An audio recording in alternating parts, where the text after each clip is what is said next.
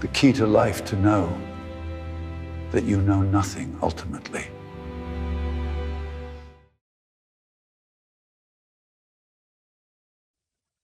Dedication to our Mount San Antonio College philosophy students. Introduction. Of all writers of speculative philosophy, both ancient and modern, there is probably no one who has attained so eminent a position as Plato. What Homer was to epic poetry, what Cicero and Demosthenes were to oratory, and what Shakespeare was to drama of England, Plato was to ancient philosophy. Not unapproachable, nor unapproached, but possessing an inexplicable but unquestioned supremacy. The authentic records of his life are meager, and much that has been written concerning him is of a speculative nature. He was born at Athens in the year 427 BC. His father's name was Ariston, and his mother's family, which claimed its descent from Solon, included among its members many Athenian nobles, among whom was Oratius, one of the 30 tyrants. In his early youth, Plato applied himself to poetry and painting, both of which pursuits he relinquished to become the disciple and follower of Socrates. It is said that his name was originally Aristocles, but that it was changed to Plato on the account of his breadth of his shoulder and forehead. He is also said to have been an expert wrestler and to have taken part in several important battles. He was a devoted friend and pupil of Socrates, and during the imprisonment of his master he attended him constantly and committed to writing his last discourses on the immortality of the soul. After the death of Socrates, it is supposed that Plato took refuge with Euclides in Megara and subsequently extended his travels to Magna Graecia and Egypt. Upon his return to Athens, he taught those who came to him for instruction in the grove named Academus, near the Cephasus, and thus founded the first great philosophical school over which he continued to preside until the day of his death. Above the entrance of this grove was inscribed the legend, "Let no one ignorant of geometry enter here." Here he was attended by persons of every description, among the more illustrious of whom are Aristotle, Lycurgus, Demosthenes, and Isocrates.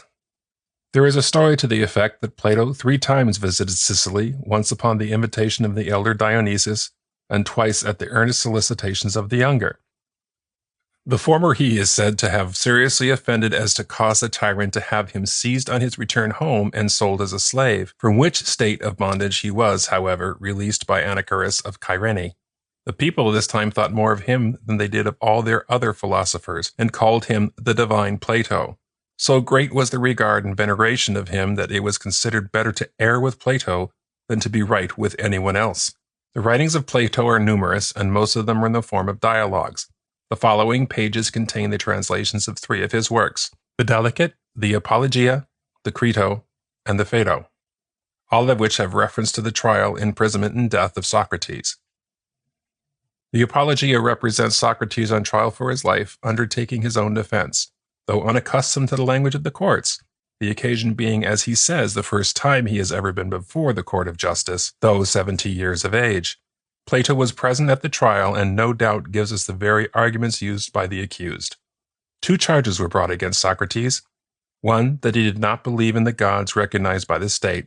The other, that he had corrupted the Athenian youth by his teachings. Socrates did not have recourse to the ordinary methods adopted by orators on similar occasions. He prefers to stand upon his own integrity and innocence. Uninfluenced by the fear that the imaginary evil, death, he therefore does not firmly grapple with either of the charges preferred against him. He neither denies nor confesses the first accusation, but shows that in several instances he conformed to the religious customs of his country, and that he believes in God more than he fears man.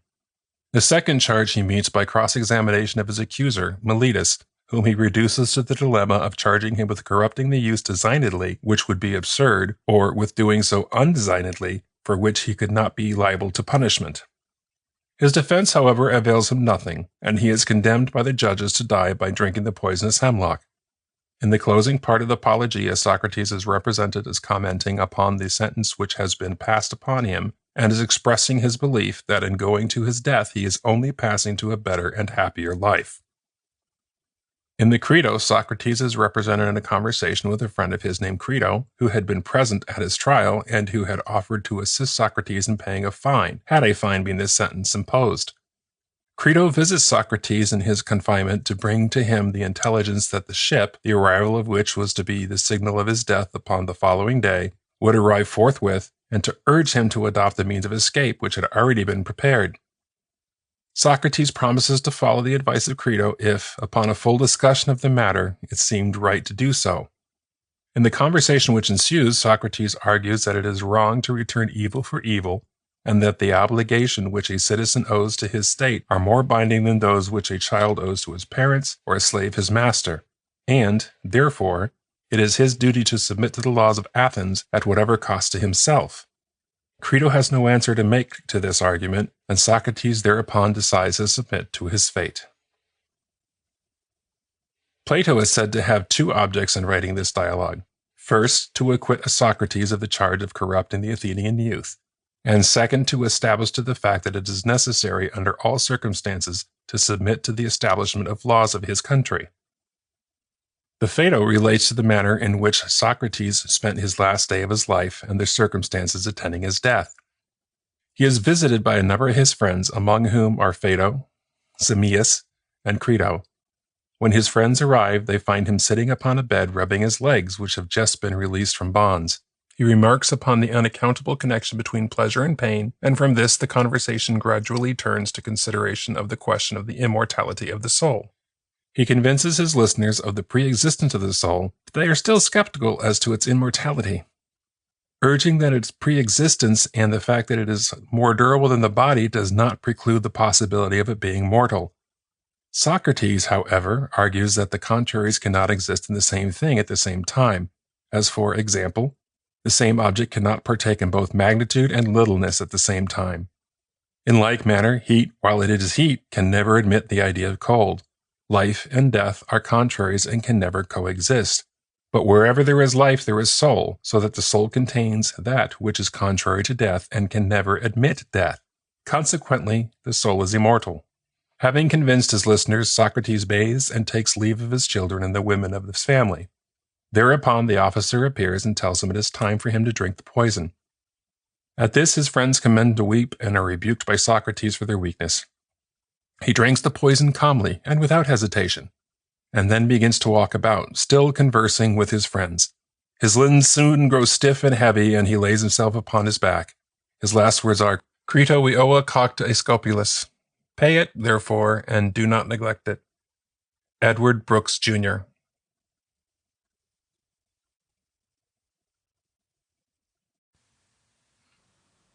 The Socratic Dialogue. Euthyphro. Why have you left the Lyceum, Socrates, and what are you doing in the porch of King Acron? Surely you cannot be concerned with a suit before the king like myself. Socrates. Not at all, Euthyphro. Impeachment is the word which the Athenians use. Euthyphro. What? I suppose that someone has been prosecuting you, for I cannot believe that you are the prosecutor of another. Socrates. Certainly not. Euthyphro. Then someone else has been prosecuting you? Socrates. Yes. Euthyphro. And who is he?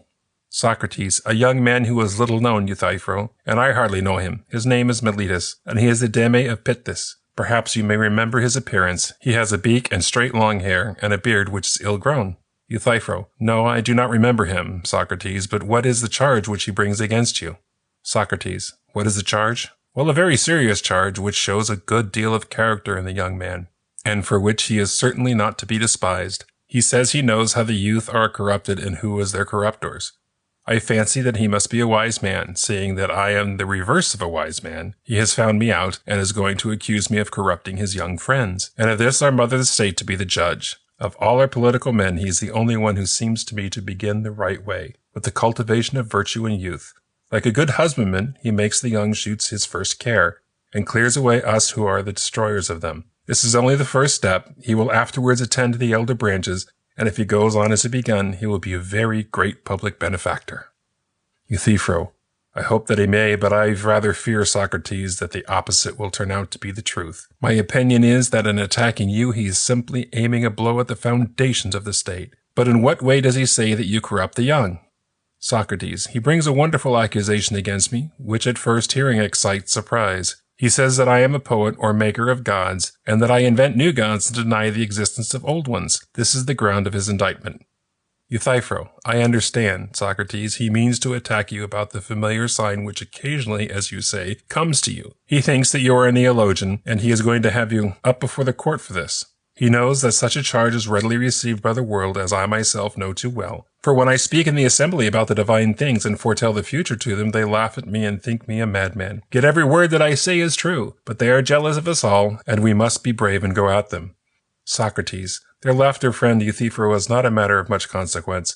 For a man he may be thought wise, but the Athenians, I suspect, do not much trouble themselves much until he begins to impart his wisdom to others. And then, for some reason or another, perhaps as you say, from jealousy, they are angry. Euthyphro, I am never likely to try their temper in this way. Socrates, I dare say not, for you are reserved in your behavior and seldom impart your wisdom. But I have a benevolent habit of pouring out myself to everybody, and would even pay for a listener, and I am afraid that the Athenians may think me too talkative. Now if, as I was saying, they would only laugh at me as you say that they laugh at you, the time might pass gaily enough in the court. But perhaps they may not be in earnest, and then what the end will be you soothsayers only can predict. Euthyphro, I dare say that the affair will end in nothing, Socrates, and that you will win your cause. And I think that I shall win my own. Socrates, and what is your suit, Euthyphro? Are you the pursuer or the defendant? Euthyphro, I am the pursuer. Socrates, of whom? Euthyphro, you will think me mad when I tell you. Socrates, why, has the fugitive wings? Euthyphro, nay, he is not very volatile at his time of life. Socrates, who is he? Euthyphro, my father. Socrates, your father, my good man? Euthyphro, yes. Socrates, and what is he accused? Euthyphro, of murder, Socrates. Socrates, by the powers, Euthyphro, how little does the common herd know of the nature of right and truth. A man must be an extraordinary man and have made great strides in wisdom before he could have seen his way to bring such an action. Euthyphro, indeed, Socrates, he must. Socrates, I suppose that the man whom your father murdered was one of your relatives? Clearly he was, for if he had been a stranger, you would never have thought of prosecuting him. Euthyphro, I am amused, Socrates, at your making a distinction between one who is a relation and one who is not a relation. For surely the pollution is the same in either case. If you knowingly associate with a murderer, you ought to clear yourself in him by proceeding against him. The real question is whether the murdered man has been justly slain. If justly, then your duty is to let the matter alone. But if unjustly, then even if the murderer lives under the same roof with you and eats at the same table, proceed against him. Now the man who is dead was a poor dependent of mine who worked for us as a field laborer on our farm in Naxos. And one day, in a fit of drunken passion, he got into a quarrel with one of our domestic servants and slew him. My father bound him hand and foot and threw him into a ditch, and then sent to Athens to ask of a diviner what he should do with him. Meanwhile, he never attended to him and took no care about him, for he regarded him as a murderer, and thought no great harm would be done even if he did die. Now this is just what happened, for such was the effect of cold and hunger and chains upon him, that before the messenger returned from the diviner he was dead. And my father and family are angry with me for taking the part of the murderer and prosecuting my father. They say that he did not kill him, and that if he did, Deadman was but a murderer, and I ought to not take any notice, for that a son is impious who prosecutes his father, which shows, Socrates, how little they know what gods think about piety and impiety. Socrates, good heaven, Euthyphro, and is your knowledge of religion and things pious and impious so very exact that supposing that the circumstances to be as you state them, you are not afraid lest you too may be doing an impious thing and bringing action against your father? Euthyphro, the best of Euthyphro, and that which distinguishes him, Socrates, from other men is his exact knowledge of all such matters. What should I be good for without it?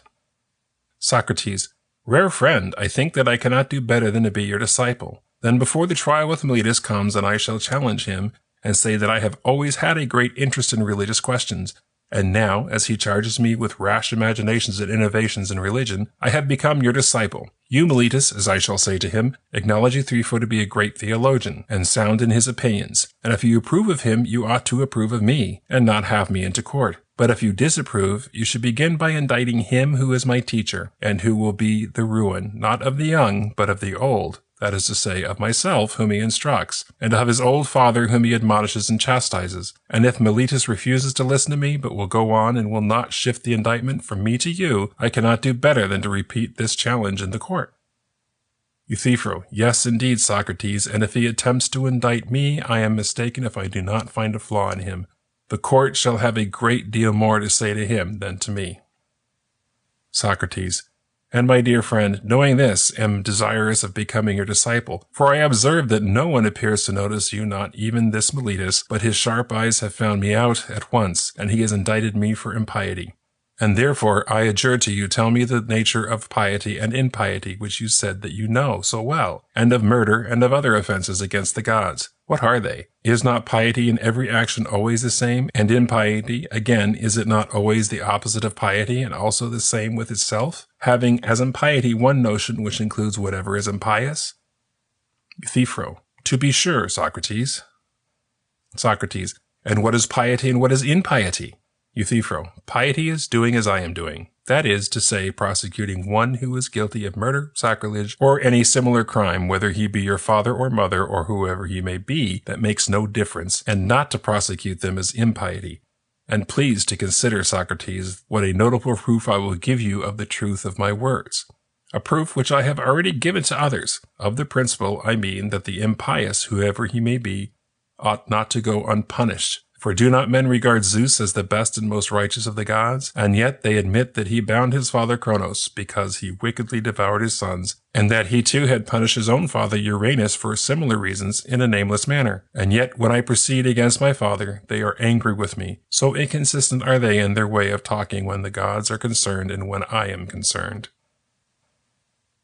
Socrates, may not this be the reason, Euthyphro, why I am charged with impiety, that I cannot away with these stories about the gods, and therefore I suppose that people think me wrong? But as you who are well informed with them approve of them, I cannot do better than assent to your superior wisdom.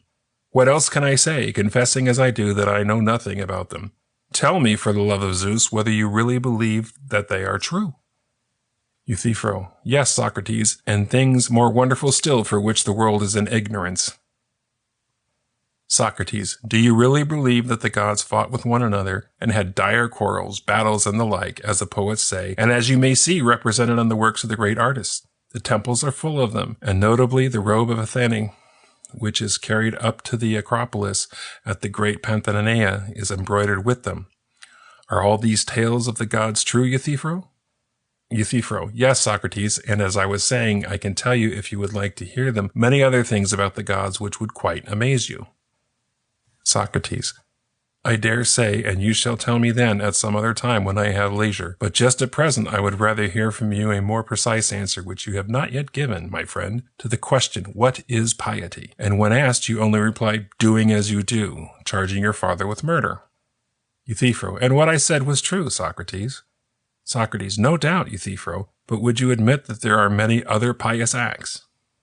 Euthyphro, there are. Socrates, remember that I did not ask you to give me 2 or 3 examples of piety, but to explain the general idea which makes all pious things to be pious. Do you not recollect that there was one idea that made the impious impious and the pious pious? Euthyphro, I remember. Socrates, tell me what is the nature of this idea, and then I shall have a standard to which I may look, and by which I may measure actions, whether yours or those of anyone else, and then I shall be able to say that such and such an action is pious, such another impious. Euthyphro, I will tell you if you like. Socrates, I should very much like. Euthyphro, piety then is that which is dear to the gods, and impiety is that which is not dear to them. Socrates, very good, Euthyphro. You've now given me the sort of answer which I wanted, but whether what you say is true or not I cannot as yet tell, although I make no doubt that you will prove the truth of your words. Euthyphro, of course. Socrates, come then, let us examine what we are saying. That thing or person which is dear to the gods is pious, and that thing or person which is hateful to the gods is impious, these two being the extreme opposites of one another. Was that not said? Euthyphro, it was. Socrates, and well said? Euthyphro, yes, Socrates, I thought so. It was certainly said. Socrates, and further, Euthyphro, the gods were admitted to have enmities, hatreds, and differences? Euthyphro, yes, that was said. Socrates, And what sort of differences creates enmity and anger? Suppose, for example, that you and I, my good friend, differ about a number. Do differences of this sort make us enemies and set us at variance with one another? Do we not go at once to arithmetic and put an end to them by a sum? Euthyphro: true. Socrates: and suppose that we differ about magnitudes. Do we not quickly end the differences by measuring? Euthyphro: very true. Socrates: and we end a controversy about heavy and light by resorting to a weighing machine? Euthyphro: to be sure. Socrates: but what difference are there which cannot be thus decided, and which therefore make us angry and set us at enmity with one another? I dare say the answer does not occur to you at the moment, and therefore I will suggest that these enmities arise when the matters of differences are just and unjust, good and evil, honorable and dishonorable. Are not these the points which men differ, and about which, when they are unable satisfactorily to decide our differences, you and I and all of us quarrel when we do quarrel? Euthyphro: yes, Socrates, the nature of the differences about which we quarrel is such as you describe. Socrates: and the quarrels of the gods, noble Euthyphro, when they occur, are of a like nature? Euthyphro: certainly they are. Socrates: they have differences of opinion, as you say, about good and evil, just and unjust, honorable and dishonorable. There would have been no quarrels among them if there had been no such differences, would there now? Euthyphro: you are quite right. Socrates: does not every man love that which he deems noble, just, and good, and hate the opposite of them? Euthyphro: very true. Socrates: but as you say, people regard the same things, some as just and others as unjust. About these they dispute, and so there arise wars, fightings among them. Euthyphro: very true. Socrates: then the same things are hated by the gods and loved by the gods, and are both hateful and dear to them? Euthyphro: true. Socrates: and upon the view of the same thing, Euthyphro, will be pious and also impious? Euthyphro: so I would suppose. Socrates: then, my friend, I remark with surprise that you have not answered the question which I asked. For certainly I did not ask you to tell me what action is both pious and impious, but now it would seem that that is loved by the gods is also hated by them. And therefore, Euthyphro, in thus chastising your father, you may very likely be doing what is agreeable to Zeus, but disagreeable to Cronos, or Uranus, and what is acceptable to Hephaestus, but unacceptable to Hera, and there may be other gods who have similar differences of opinion. Euthyphro: but I believe, Socrates, that all the gods would be agreed as to the propriety of punishing a murderer. There would be no differences of opinion about that. Socrates: well, but speaking of men, Euthyphro, did you ever hear anyone arguing that a murderer of any sort of evildoer ought to be let off? Euthyphro: I should rather say that these are the questions which they are always arguing, especially in the courts of law. They commit all sorts of crimes, and there is nothing which they will not do or say in their own defense. Socrates: but do they admit their guilt, Euthyphro, and yet say they ought not be punished? Euthyphro: no, they do not. Socrates: then there are some things which they do not venture to say and do, for they do not venture to argue that the guilty are to be unpunished, but they deny their guilt, do they not? Euthyphro: yes. Socrates: then they do not argue that the evildoer should not be punished, but they argue about the fact of who the evildoer is and what he did and when. Euthyphro: true. Socrates: and the gods are in the same case if you assert they quarrel about just and unjust, and some of them say while others deny that injustice is done among them. For surely neither God nor man will ever venture to say that the doer of injustice is not to be punished? Euthyphro: that is true, Socrates, in the main. Socrates: but they join issue about the particulars, God and men alike, and if they dispute at all, they dispute about some act which is called in question, and which by some is affirmed to be just, by others to be unjust. Is not that true? Euthyphro: quite true. Socrates: well then, my dear friend Euthyphro, do tell me for my better instruction and information what proof have you that in the opinion of all the gods a servant who is guilty of murder and is put in chains by the master of the dead man and dies because he is put in chains before he who has bound him can learn from the interpreters of the gods what he ought to do with him, dies unjustly, and that on behalf of such one as son ought to proceed against the father and accuse him of murder? How would you show that all the gods absolutely agree and approve of this act? Prove to me that they do, and I will applaud your wisdom as long as I live. Euthyphro: It will be a difficult task, but I could make the matter very clear indeed to you. Socrates: I understand. You mean to say that I am not so quick of apprehension as the judges, for to them you will be sure to prove that the act is unjust and hateful to the gods. Euthyphro: Yes, indeed, Socrates, at least if they will listen to me. Socrates: But they will be sure to listen if they find that you are a good speaker. There was a notion that came into my mind while you were speaking. I said to myself, well, and what if Euthyphro does prove to me that all the gods regarded the death of these as unjust? How do I know anything more of the nature of piety and impiety? For granting that this action may be hateful to the gods, still piety and impiety are not adequately defined by these distinctions. For that which is hateful to the gods has been shown to be also pleasing and dear to them. And therefore, Euthyphro, I do not ask you to prove this. I will suppose, if you like, that all the gods condemn and abominate such an action. But I will amend the definition so far as to say that what all gods hate is impious, and that they love pious or holy, and what some of them love and others hate is both or neither. Shall this be our definition of piety and impiety? Euthyphro: Why not, Socrates? Socrates: Why not? Certainly, as far as I am concerned, Euthyphro, there is no reason why not. But whether this admission will greatly assist you in the task of instructing me as you promised is a matter for you to consider. Euthyphro: Yes, I would say that what all the gods love is pious and holy, and the opposite which they all hate, impious. Socrates: Ought we to inquire into the truth of this, Euthyphro? For simply to accept the mere statement on our own authority and that of others? What do you say? Euthyphro: We should inquire, and I believe that the statement will stand the test of inquiry. Socrates: We shall know better, my good friend, in a little while. The point which I should first wish to understand is whether the pious or holy is beloved by the gods because it is holy, or holy because it is beloved by the gods. Euthyphro: I do not understand your meaning, Socrates. Socrates: I will endeavor to explain. We speak of the carrying and we speak of being carried, of leading and being led, seeing and being seen. You know that in all such cases there is a difference, and you know also in what the difference lies? Euthyphro: I think that I understand.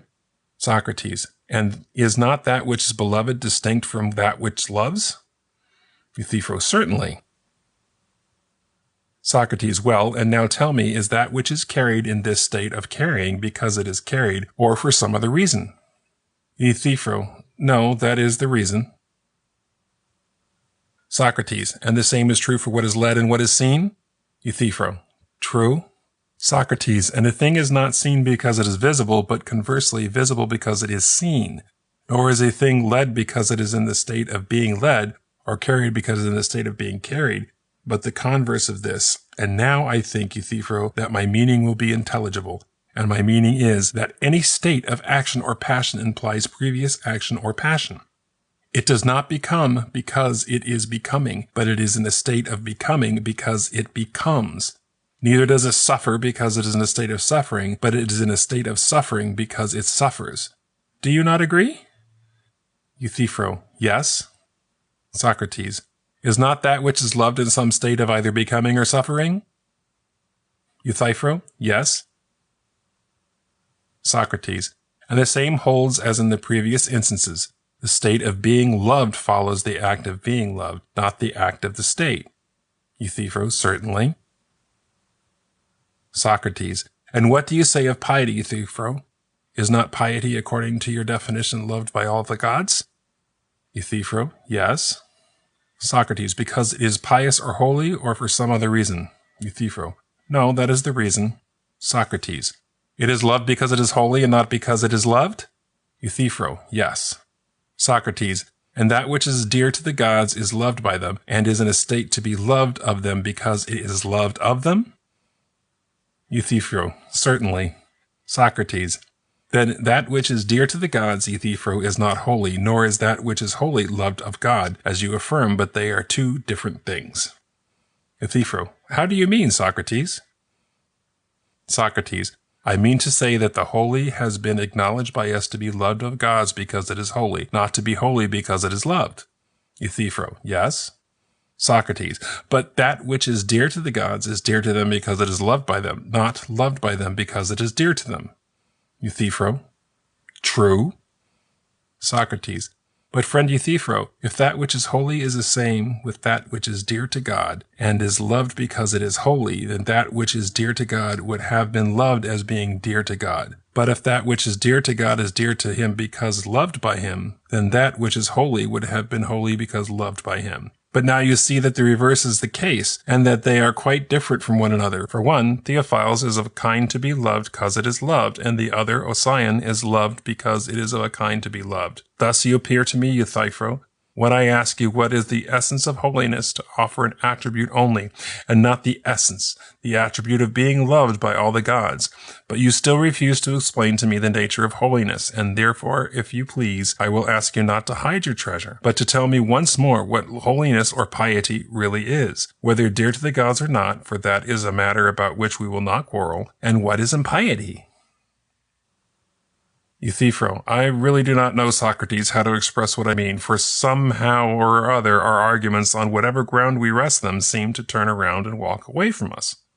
Socrates, Euthyphro, your words are like the handiwork of my ancestor Daedalus, and if I were the sayer or proponder of them, you might say that my arguments walk away and will not remain refixed where they are placed because I am a descendant of his. But now, since these notions are your own, you must find some other jibe, for they certainly, as you yourself allow, show an inclination to be on the move.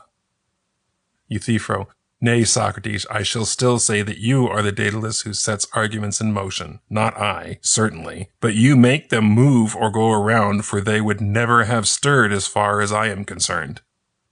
Socrates, then I must be a greater than Daedalus, for whereas he only made his own inventions to move, I move those of others as well. And the beauty of it is that I would rather not, for I would give the wisdom of Daedalus and the wealth of Daedalus to be able to detain them and keep them fixed. But enough of this. As I perceive that you are lazy, I will myself endeavor to show you how you might instruct me in the nature of piety, and I hope that you will not grudge your labor. Tell me, then, is not that which is pious necessarily just?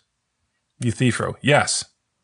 Socrates, and is then all which is just pious, or is that which is pious all just, but that which is just only in part and not in all pious?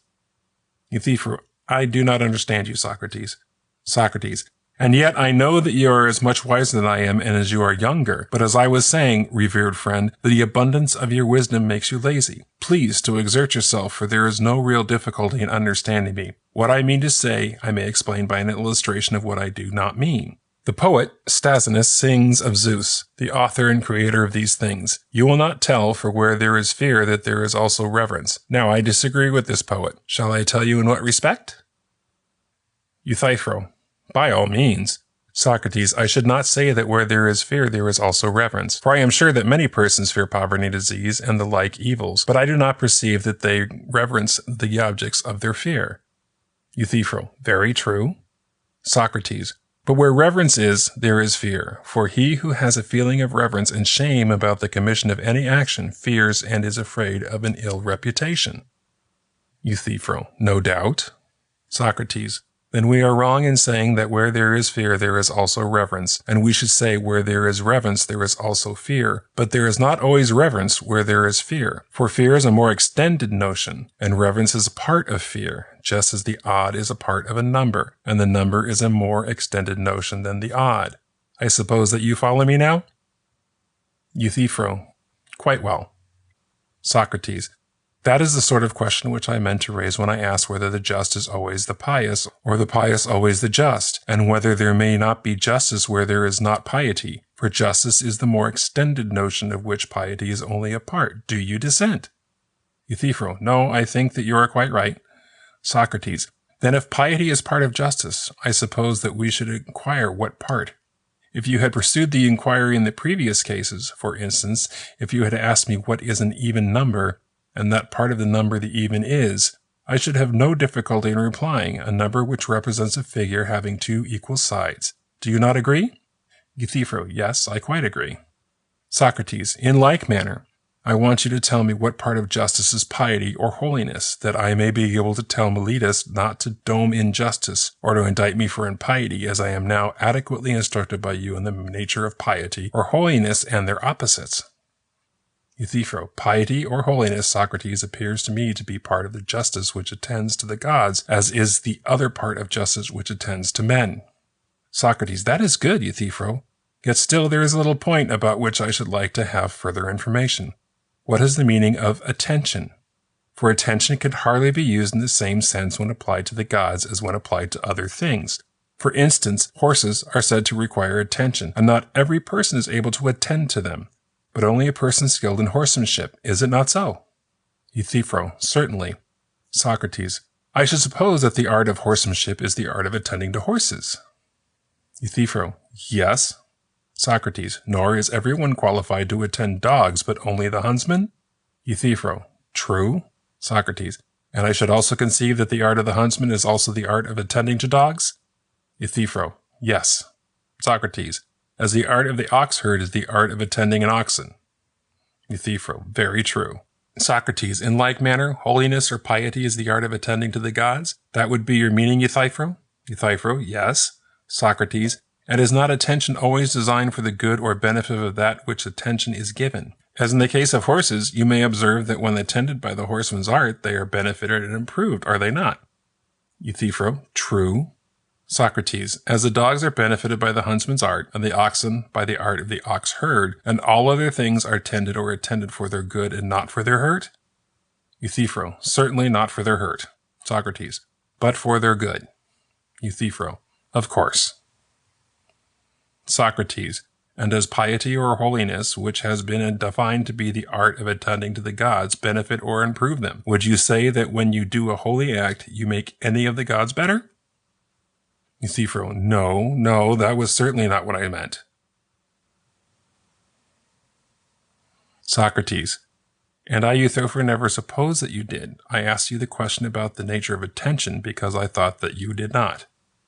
Euthyphro, you did me justice, Socrates. That is not the sort of attention which I mean. Socrates, good, but I must still ask, what is this attention to the gods which is called piety? Euthyphro, it is such, Socrates, as servants show to their masters. Socrates, I understand, a sort of ministration to the gods. Euthyphro, exactly. Socrates, medicine is also a sort of ministration or service having in view the attainment of some object. Would you not say of health? Euthyphro, I would. Socrates, again, there is an art which ministers in the shipbuilder with a view of the attainment of some result. Euthyphro, yes, Socrates, with the view of building a ship. Socrates, as there is an art which ministers to the house builder with a view of the building of a house? Euthyphro, yes. Socrates, now tell me, my good friend, about the art which ministers to the gods. What work does that help to accomplish? For you must surely know, as you say, you are of all men living the one who is best instructed in religion. Euthyphro, and I speak the truth, Socrates. Socrates, tell me then, tell me, what is that fair work which the gods do by the help of our ministrations? Euthyphro, many and fair, Socrates, are the works which they do. Socrates, why, my friend, and so are those of a general, but the chief of them is easily told. Would you not say that victory in war is the chief of them? Euthyphro, certainly. Socrates, many and fair, too, are the works of the husbandman, if I am not mistaken, but his chief work is the production of food from the earth. Euthyphro, exactly. Socrates, and of the many and fair things done by the gods, which is the chief or principal one? Euthyphro, I have told you already, Socrates, that to learn all these things accurately will be very tiresome. Let me simply say that piety or holiness is learning how to please the gods in word and deed by prayers and sacrifices. Such piety is the salvation of families and states, just as the impious, which is unpleasing to the gods, is their ruin and destruction. Socrates, I think you could have answered in much fewer words the chief question which I asked, Euthyphro, if you had chosen. But I see plainly that you are not disposed to instruct me, dearly not. Else why, when we reached the point, did you turn aside? Had you only answered me, I would have truly learned of you by this time the nature of piety. Now, as the asker of a question is necessarily dependent on the answerer, whether he leads, I must follow, and can only ask again, what is the pious and what is piety? Do you mean that they are a sort of science of praying and sacrificing? Euthyphro, yes, I do. Socrates, and sacrificing is giving to the gods, and prayer is asking of the gods? Euthyphro, yes, Socrates. Socrates, upon this view then is piety a science of asking and giving? Euthyphro, you understand me capitally, Socrates. Socrates, Yes, my friend, and the reason is that I am a votary of your science, and give my mind to it. And therefore nothing which you say will be thrown away upon me. Please then tell me what is the nature of this science to the gods. Do you mean that we prefer requests and give gifts to them? Euthyphro: Yes, I do. Socrates: Is not the right way of asking to ask of them what we want? Euthyphro: Certainly. Socrates: And the right way is to give them in return what they want of us? There would be no in an art of which gives to anyone that which he does not want. Euthyphro: Very true, Socrates. Socrates: Then piety, Euthyphro, is an art which gods and men have of doing business with one another? Euthyphro: That is an expression which you may use if you like. Socrates: But I have no particular liking for anything but the truth. I wish, however, that you would tell me what benefit accrues to the gods from our gifts. There is no doubt about what they give us, for there is no good thing which they do not give. But how we can give any good thing to them in return is far from being equally clear. If they give everything and we give nothing, that must be an affair of business in which we have very greatly the advantage of them. Euthyphro: And do you imagine, Socrates, that any benefit accrues to the gods from our gifts? Socrates: But if not, Euthyphro, what is the meaning of the gifts which are conferred by us upon the gods? Euthyphro: What else but tributes of honor? And as I was just now saying, what pleases them? Socrates: Piety, then, is pleasing of the gods, but not beneficial or dear to them? Euthyphro: I should say that nothing could be dearer. Socrates: Then once more the assertion is repeated that piety is dear to the gods? Euthyphro: Certainly. Socrates: And when you say this, can you wonder at your words not standing firm, but walking away? Will you accuse me of being the Daedalus who makes them walk away, not perceiving that there is another and far greater artist than Daedalus who makes them go around in a circle, and he is yourself? For the argument, as you will perceive, comes around to the same point. Were we not saying that the holy or pious was not the same with which is loved of the gods? Have you forgotten? Euthyphro: I quite remember. Socrates: And are you not saying that is loved of the gods is holy, and is not this the same as what is dear to them, do you see?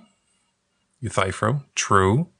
Socrates: Then either we were wrong in the former assertions, or if you are right, then we are wrong now. Euthyphro: One of the two must be true. Socrates: Then we must begin again and ask what is piety. That is an inquiry which I shall never be weary of pursuing as far as in me lies. And I entreat you not to scorn me, but to apply your mind to the utmost and tell me the truth. For, if any man knows, you are he, and therefore I must detain you, like Proteus, until you tell.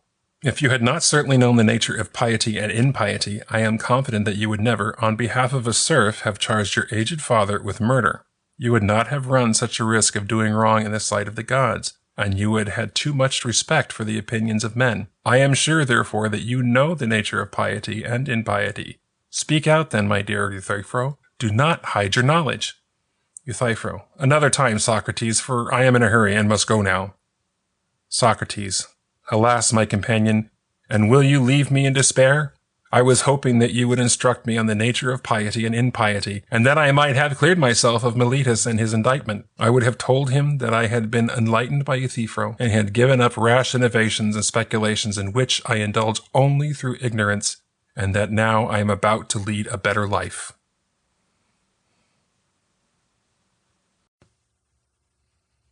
The Apology of Socrates. 1. I know not, O Athenians, how far you have been influenced by my accuser. For my part, in listening to them I almost forgot myself. So plausible were their arguments, however, so to speak, that they have said nothing true, but of many falsehoods which they have uttered, I wondered at one of them especially, that in which they said that you ought to be on your guard lest you should be deceived by me, as being eloquent in speech, for that they are not ashamed of being forthwith convicted by me. In fact, when I shall show that I am not by any means eloquent, this seems to me the most shameless thing in them, unless, indeed, they call him eloquent who speaks the truth. For, if they mean this, then I should allow that I am an orator, but not after their fashion, for they, as I affirm, have said nothing true, but from me you shall hear the whole truth. Not indeed, Athenians, arguments highly wrought, as theirs were, with choice phrases and expressions, nor adorned, but you shall hear a speech uttered without premeditation in such words as first present themselves. For I am confident that what I say will be just, And let none of you expect otherwise, for surely it would not become my time of life to come before you like a youth with a got-up speech. Above all things, therefore, I beg and implore this of you, O Athenians, if you hear me defending myself in the same language as that in which I am accustomed to speak, both in the forum at the counters, where many of you have heard me, and elsewhere, not to be surprised or disturbed on this account. For the case is this: I now, for the first time, come before a court of justice, though more than 70 years old. I am therefore utterly a stranger to the language here. As then, if I were really a stranger, you would have pardoned me if I spoke in the language and the manner of which I had been educated. So now I ask this of you, an act of justice, as it appears to me, to disregard the manner of my speech. For perhaps it may be somewhat worse and perhaps better, and to consider this only, and to give your attention to this, whether I speak what is just or not. For this is the virtue of a judge, but of an orator to speak the truth. 2. First then, O Athenians, I am right in defending myself against the first false accusations alleged against me, and my first accusers, and then against the latest accusations and the latest accusers. For many have been accusers of me to you, and for many years, who have asserted nothing true, of whom I am more afraid than of Anytus and his party, although they too are formidable. But those are still more formidable Athenians, who, laying hold of many of you from childhood, have persuaded you and accused me of what is not true, that there is one Socrates, a wise man, who occupies himself about celestial matters and has explored everything under the earth, and makes the worse appear the better reason. Those, O Athenians, who have spread abroad this report are my formidable accusers, for they who hear them think that such as search into these things do not believe that there are gods. In the next place, these accusers are numerous and have accused me now for a long time. Moreover, they said these things to you at that time of life in which you were most credulous, when you were boys and some of you youths, and they accused me altogether in my absence when there was no one to defend me. But the most unreasonable thing of all is that it is not possible to learn and mention their names, except that one of them happens to be a comic poet. Such, however, as influenced by envy and calumny, have persuaded you, and those who, being themselves persuaded, have persuaded others, all these are more difficult to deal with, for it is not possible to bring any of them forward here, nor to confute any. But it is altogether necessary to fight, as it were, with a shadow, in making my defense, and to convict when there is no one to answer. Consider, therefore, as I have said, that my accusers are twofold, some of whom have lately accused me, and others long since whom I have made mention of, and believe that I ought to defend myself against these first. For you heard them accusing me first, and much more than these last. Well, I must first make my defense then, Athenians, and endeavor in this so short a space of time to remove from your minds the calumny which you have long entertained. I wish, indeed, it might be so, if it were better both of you and me, and that in making my defense I could effect something more advantageous still. I think, however, that it will be difficult, and I am not entirely ignorant that the difficulty is. Nevertheless, let this turn out as many be pleasing to God. I must obey the law and make my defense. 3. Let us, then, repeat from the beginning what the accusation is from which the calumny against me has arisen, and relying on which Miletus has referred this indictment against me. Well, what then do they do to charge me, say, in their charge? For it is necessary to read their disposition as of public accusers. Socrates acts wickedly, and is criminally curious in searching into things under the earth, and in the heavens, and in making the worse appear the better cause, and in teaching these same things to others. Such is the accusation, and for such things you yourselves have seen the comedy of Aristophanes. One Socrates there carried about, saying that he walks in the air, and acting many other buffooneries of which I understand nothing whatsoever. Nor do I say this as disparaging such a science. If there be anyone skilled in such things, only let me not be prosecuted by Miletus on a charge of this kind. But I say it, O Athenians, because I have nothing to do with such matters, and I call upon most of you as witnesses of this, and require you to inform and tell each other, as many of you has ever heard me conversing, and there are many such among you. Therefore tell each other, and if any of you has heard me conversing little or much on such subjects, and from this you will know that other things also, which the multitude assert me, are of a similar nature. 4. However, not one of these things is true, nor if you have heard from anyone that I attempt to teach men and require payment is this true, though this indeed appears to me to be an honorable thing. If one should be able to instruct men like Gorgias the Leontine, Podicus the Chian, and Hippias the Elean, for each of these, O Athenians, is able by going through the several cities to persuade the young men who can attach themselves gratuitously to such of their own fellow citizens as they please, to abandon their fellow citizens and associate with them, giving them money and thanks besides. There is also another wise man here, a Parian, who I hear is staying in the city, for I happen to visit a person who spends more money on the sophists than all others together. I mean Callias, son of Hipponicus. I therefore asked him, for he has 2 sons. Callias, I said, if your 2 sons were colts or calves, we should have had to choose a master for them, and hire a person who would make them excel in such qualities as being to their nature, and he would have been a groom or an agricultural laborer. But now, since your sons are men, what master do you intend to choose for them? Who is there skilled in the qualities that become a man and a citizen? For I suppose you must have considered this since you have sons. Is there any one, I said, or not? Certainly, he answered. Who is he, said I, and whence does he come, and on what terms does he teach? He replied, Evenus the Parian, Socrates, for 5 minea. And I deemed Evenus happy, if he really possesses the art and teaches admirably, and I too should think highly of myself and be very proud of possessed of this knowledge. But I possess it not, O Athenians. 5. Perhaps one of you may now object, but Socrates, what have you done then? Whence have these calumnies against you arisen? For surely if you have not busied yourself more than others, such as a report and story would never have got abroad, unless you had done something different from what most men do. Tell us therefore what it is, that we may not pass a hasty judgment on you. He who speaks thus appears to me to speak justly, and I will endeavor to show you what it is that has occasioned me this character and imputation. Listen then, to some of you perhaps I shall appear to jest, yet be assured that I shall tell you the whole truth. For I, O Athenians, have acquired the character through nothing else than a certain wisdom. Of what kind then is the wisdom? Perhaps it is merely human wisdom, for in this in truth I appear to be wise. They probably whom I have just now mentioned possessed a wisdom more than human. Otherwise I know not what to say about it, for I am not acquainted with it. And whosoever says I am speaks falsely, and for the purpose of calumniating me. But, O Athenians, do not cry out against me, even though I should seem to you to speak somewhat arrogantly. For the account which I am going to give you is not my own, but I shall refer to an authority whom you will deem worthy of credit. For I shall adduce to you the god of Delphi as a witness to my wisdom, if I have any, and of what it is. You doubtless know Carepho. He was my associate from youth, and the associate of most of you. He accompanied you in your late exile, and he returned with you. You know then that the kind of man Carepho is, how earnest in whatever he undertook. Having once gone to Delphi, he ventured to make the following inquiry of the oracle. And, as I said, O Athenians, do not cry out. For he asked if there was any one wiser than I. The Pythian thereupon answered that there was not one wiser, and of this his brother here will give you proof, since he himself is dead. 6.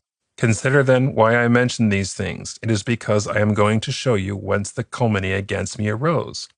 For when I heard this, I reasoned thus with myself, what does the god mean? What enigma is this? For I am not conscious to myself that I am wise, either much or little. What then does it mean by saying that I am the wisest? For assuredly he does not speak falsely. That he could not do. And for a long time I was in doubt what he meant. Afterward, with considerable difficulty, I had recourse to the following method of searching out his meaning. I went to one of those who have the character of being wise, thinking that there, if anywhere, I should confute the oracle and show in answer to the response that this man is wiser than I, though you affirm that I was the wisest. Having then examined this man, for there was no occasion to mention his name, he was, however, one of your great politicians, and examining whom I felt as I proceeded to ascribe, O Athenians, having fallen into conversation with him, this man appeared to be wise in the opinion of most other men, and especially in his own opinion, though in fact he was not so. I thereupon endeavored to show him that he fancied himself to be wise, but really was not. Hence I became odious, both to him and to many others who were present. When I left him, I reasoned thus with myself, I am wiser than this man, for neither of us appears to know anything great and good. But he fancies he knows something, although he knows nothing. Whereas as I do not know anything, so I do not fancy I do. In this trifling particular, then, I appear to be wiser than he, because I do not fancy I know what I do not know. After that, I went to another who was thought to be wiser than the former, and formed the very same opinion. Hence I became odious to him and to many others. 7. After this, I went to others in turn, perceiving indeed and grieving and alarmed that I was making myself odious. However, it appeared necessary to regard the oracle of the gods as of the greatest moment, and that in order to discover its meaning, I must go to all who had the reputation of possessing any knowledge. By the dog, O Athenians, for I must tell you the truth. I came to some such conclusion as this. Those who bore the highest reputation appeared to me to be most efficient in my researches and obedience of the gods, and others, who were considered inferior and more nearly approaching to the possession of understanding. But I must relate to you my wondering and the labors which I underwent, in order that the oracle might prove incontrovertible. For after the politicians, I went to the poets, as well as the tragic, as well as dithyrambic, and others, expecting that here I should in very fact find myself more ignorant than they. Taking up, therefore, some of their poems, which appeared to be most elaborately finished, I questioned them as to their meaning, that at the same time I might learn something from them. I am ashamed, O Athenians, to tell you the truth, however. It must be told, for, in a word, almost all who are present could have given a better account of them than those by whom they had been composed. I soon discovered this, therefore, with regard to the poets, that they do not affect their object by wisdom, but by a certain natural inspiration, and under the influence of enthusiasm, like poets and seers, for these also say many fine things, but they understand nothing that they say. The poets appear to me to be affected in a similar manner, and at the same time I perceived that they considered themselves on account of their poetry to be the wisest of men in other things, in which they were not. I left them therefore under the persuasion that I was superior to them in the same way that I was to the politicians. 8. At last, therefore, I went to the artisans, for I was conscious to myself that I knew scarcely anything, but I was sure that I would find them possessed of much beautiful knowledge. And in this I was not deceived, for they knew things which I did not, and in this respect they were wiser than I. But, O Athenians, even the best workmen appeared to me to have fallen into the same error as the poets. For each, because he excelled in the practice of his art, thought that he was very wise in most important matters. And this mistake of theirs obscured the wisdom that they really possessed. I therefore asked myself on behalf of the oracle whether I should prefer to continue as I am, possessing none, either of their wisdom or their ignorance, or to have both as they have. I answered therefore to myself and to the oracle that it was better for me to continue as I am. 9. From this investigation, then, O Athenians, many entities have arisen against me, those the most grievous and severe, so that many calumnies have sprung from them, and among them this appellation of being wise.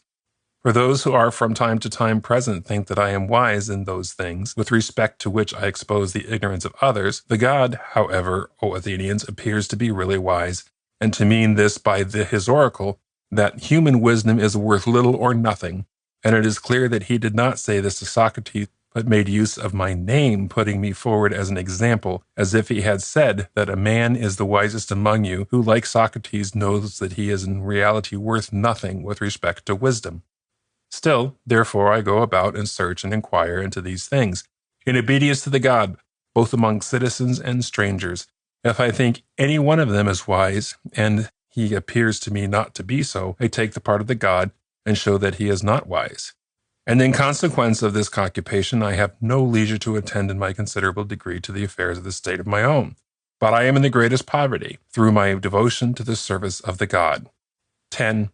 In addition to this, young men who have much leisure and belong to the wealthiest families, following me of their own accord, take great delight in hearing men put to the test, and often imitate me, and themselves attempt to put others to the test.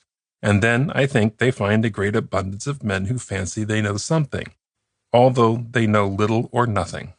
Hence, those who put to the test by them are angry with me, and not with them, and say that there is one Socrates, a most pestilent fellow, who corrupts the youth.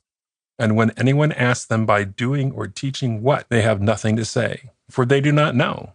But that they may not seem to be at a loss, they say much things are ready at hand against all philosophers. That he searches into things in heaven and things under the earth, that he does not believe there are gods, and that he makes the worse appear the better reason. For they would not, I think, be willing to tell the truth that they have been detected in pretending to possess knowledge, whereas they know nothing. Therefore, I think, being ambitious and vehement and numerous, and speaking systematically and persuasively about me, they have filled your ears for a long time, and diligently calumniating me. From among these, Meletus, Anytus, and Lycon have attacked me, Meletus being angry on the account of the poets, Anytus on account of the artisans and politicians, and Lycon on account of the rhetoricians. So that, as I said in the beginning, I should wonder if it were possible in so short a time to remove from your minds a calumny that has prevailed so long. This, O Athenians, is the truth, and I speak it without concealing or disguising anything from you, much or little, though I very well know that by so doing I shall expose myself to odium. This, however, is a proof that I speak the truth, and that this is the nature of the calumny against me, and that these are its causes. And if you will investigate the matter, either now or hereafter, you will find it to be so. 11. With respect, then, to the changes which my first accusers have alleged against me, let this be a sufficient apology to you. To Meletus, that good and patriotic man, as he says, and to my later accusers, I will next endeavor to give an answer. And there again, as there are different accusers, let us take up the disposition. It is pretty much as follows. Socrates, it says, acts unjustly in corrupting the youth, and not believing in those gods in whom the city believes, and in other strange divinities. Such is the accusations. Let us examine each particular of it. It says that I act unjustly in corrupting the youth. But, O Athenians, say that Meletus acts unjustly because he jests on serious subjects, rashly putting men upon trial, under pretense of being zealous and solicitous about things in which he never at any time took any concern. But that in this case I will endeavor to prove to you. 12. Come then, Meletus, tell me, do you not consider it of greatest importance that the youth should be made as virtuous as possible? Meletus, I do. Socrates, well now, tell the judges who it is that makes them better, for it is evident that you know, since it concerns you so much, for having detected me in corrupting them, as you say, you've cited me here and accused me. Come then, say, and inform the judges who it is that makes them better. Do you see, Meletus, that you are silent and have nothing to say? But does it not appear to you to be disgraceful and a sufficient proof that I say that you never took any concern about the matter? But tell me, friend, who makes them better? Meletus, the laws. Socrates, I do not ask this, most excellent sir, but what man who surely must first know this very thing, the laws? Meletus, these, Socrates, the judges. Socrates, how say you, Meletus? Are these able to instruct the youth and make them better? Meletus, certainly. Socrates, whether all or some of them and others not? Meletus, all. Socrates, you say well, by Juno, and have found a great abundance of those that confer benefit. But what further? Can these hearers make them better or not? Meletus, they too can. Socrates, and what of the senators? Meletus, the senators also. Socrates, but Meletus, do these who attend the public assemblies corrupt the younger men, or do they all make them better? Meletus, they too. Socrates, all the Athenians, therefore, as it seems, make them honorable and good, except me. But I alone corrupt them. Do you say so? Meletus, I do assert this very thing. Socrates, you charge me with great ill fortune, but answer me, does it appear to you to be the same with respect to horses? Do all men make them better? And is there only someone that spoils them? Or does quite the contrary of this take place? Is there some one person who can make them better? Or very few, that is, the trainers? But if the generality of men should meddle with and make use of horses, do they spoil them?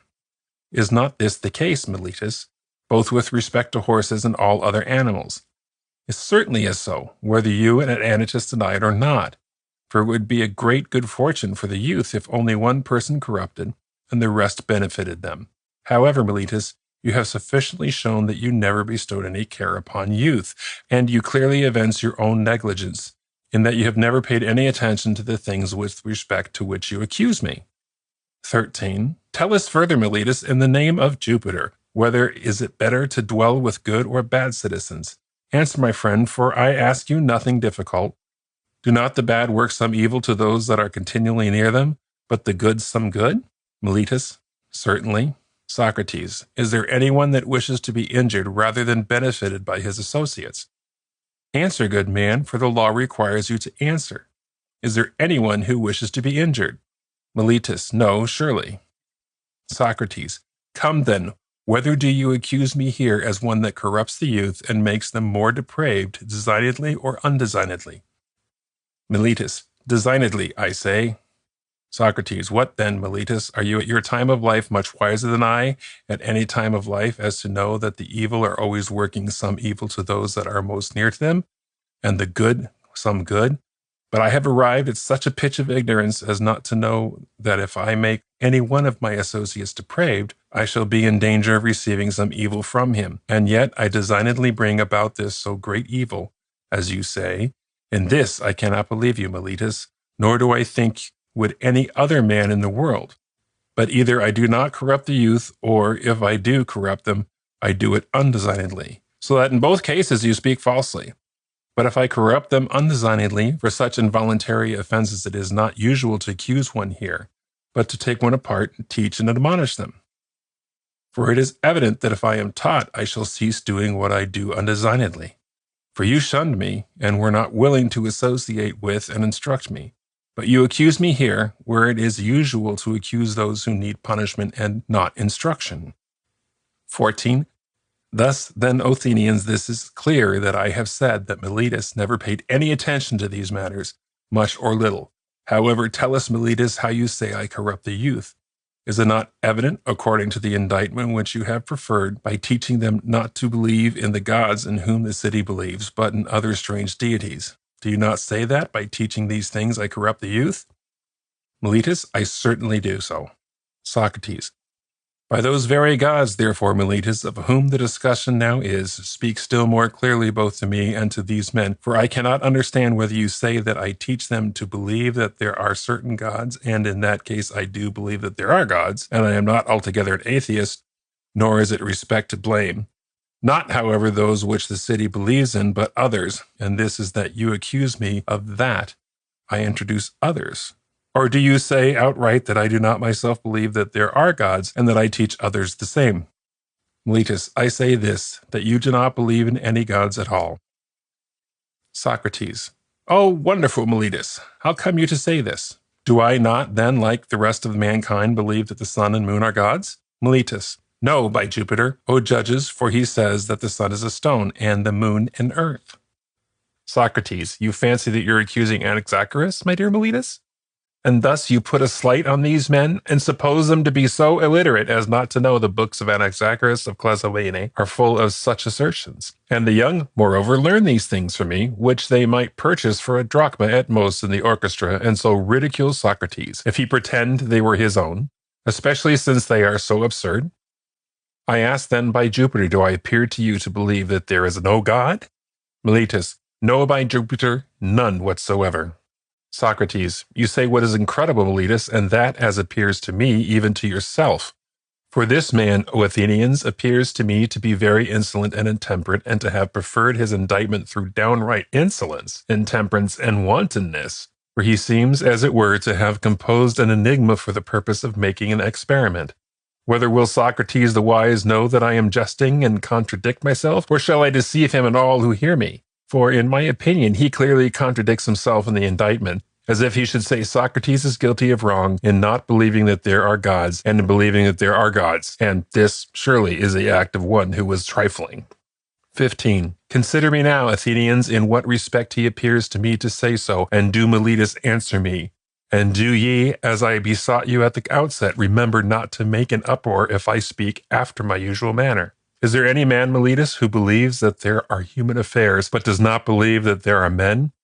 Let him answer, judges, and not make so much noise. Is there anyone who does not believe that there are horses, but that there are things pertaining to horses, or who does not believe that there are pipers, but there are things pertaining to pipes? There is not, O best of men, for since you are not willing to answer, I say it to you and to all the present, but answer this at least. Is there anyone who believes that there are things relating to demons, but do not believe that there are demons? Meletus, there is not. Socrates, how obliging you are in having hardly answered, though compelled by these judges. You assert then that I do believe and teach things relating to demons, whether they be new or old. Therefore, according to your admission, I do believe in things relating to demons. And this you have sworn in the bill of indictment. If then I believe in things relating to demons, there is surely an absolute necessity that I should believe that there are demons. Is it not so? It is. For I suppose you to assent, since you do not answer. But with respect to demons, do we not allow that they are gods or the children of gods? Do you admit this or not? Meletus, certainly.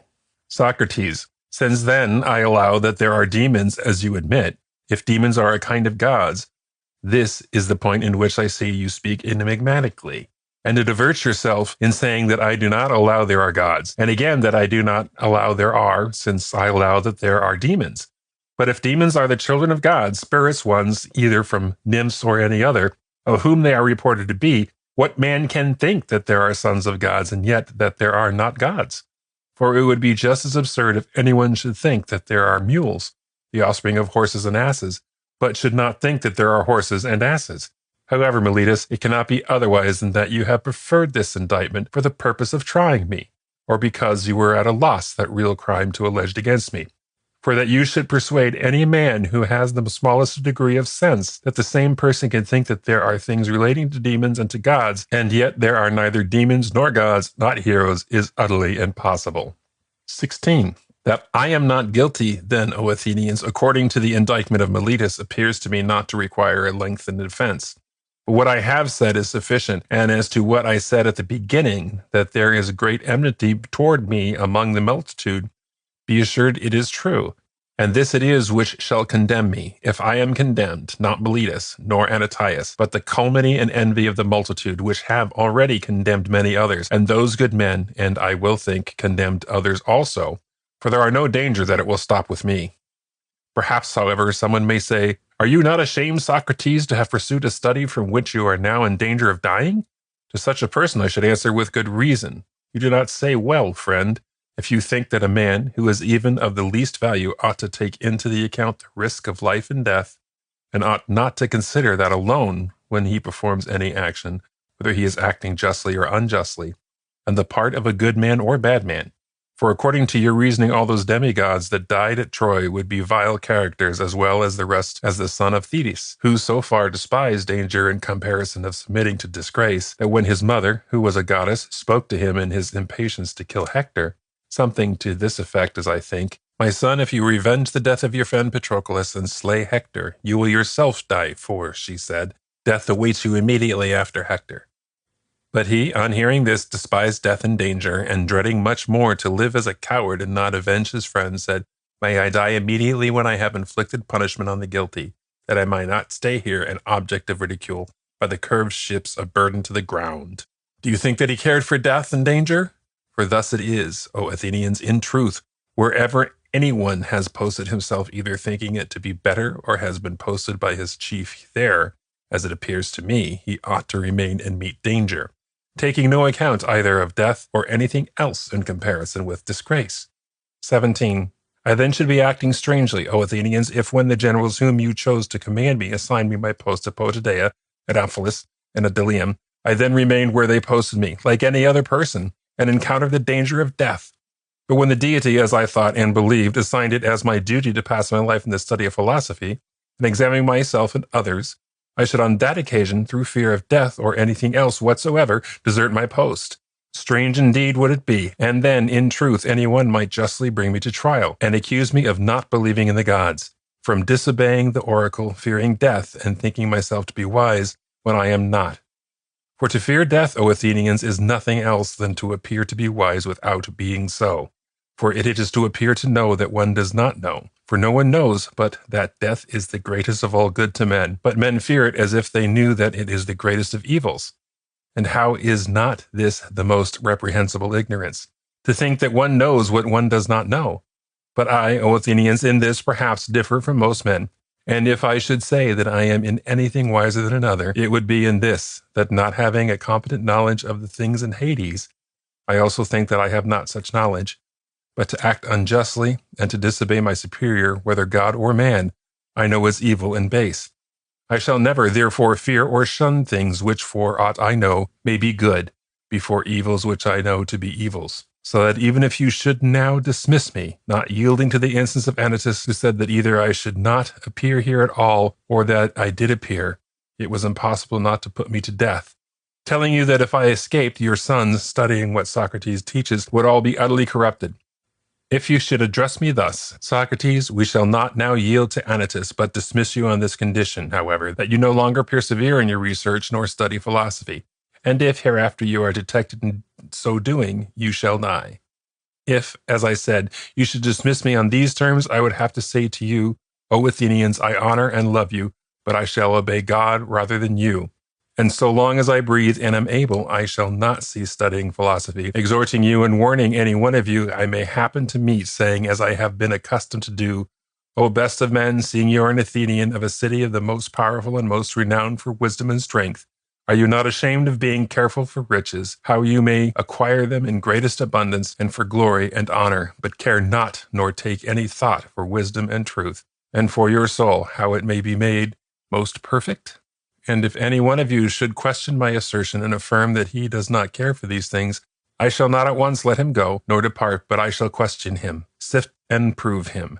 And if he should appear to me to not possess virtue, but to pretend that he does, I shall reproach him for that he sets the least value on things of the greatest worth, but the highest on things that are worthless. Thus I shall act to all whom I meet, both young and old, stranger and citizen, but rather to you, my fellow citizens, because ye are more nearly allied to me.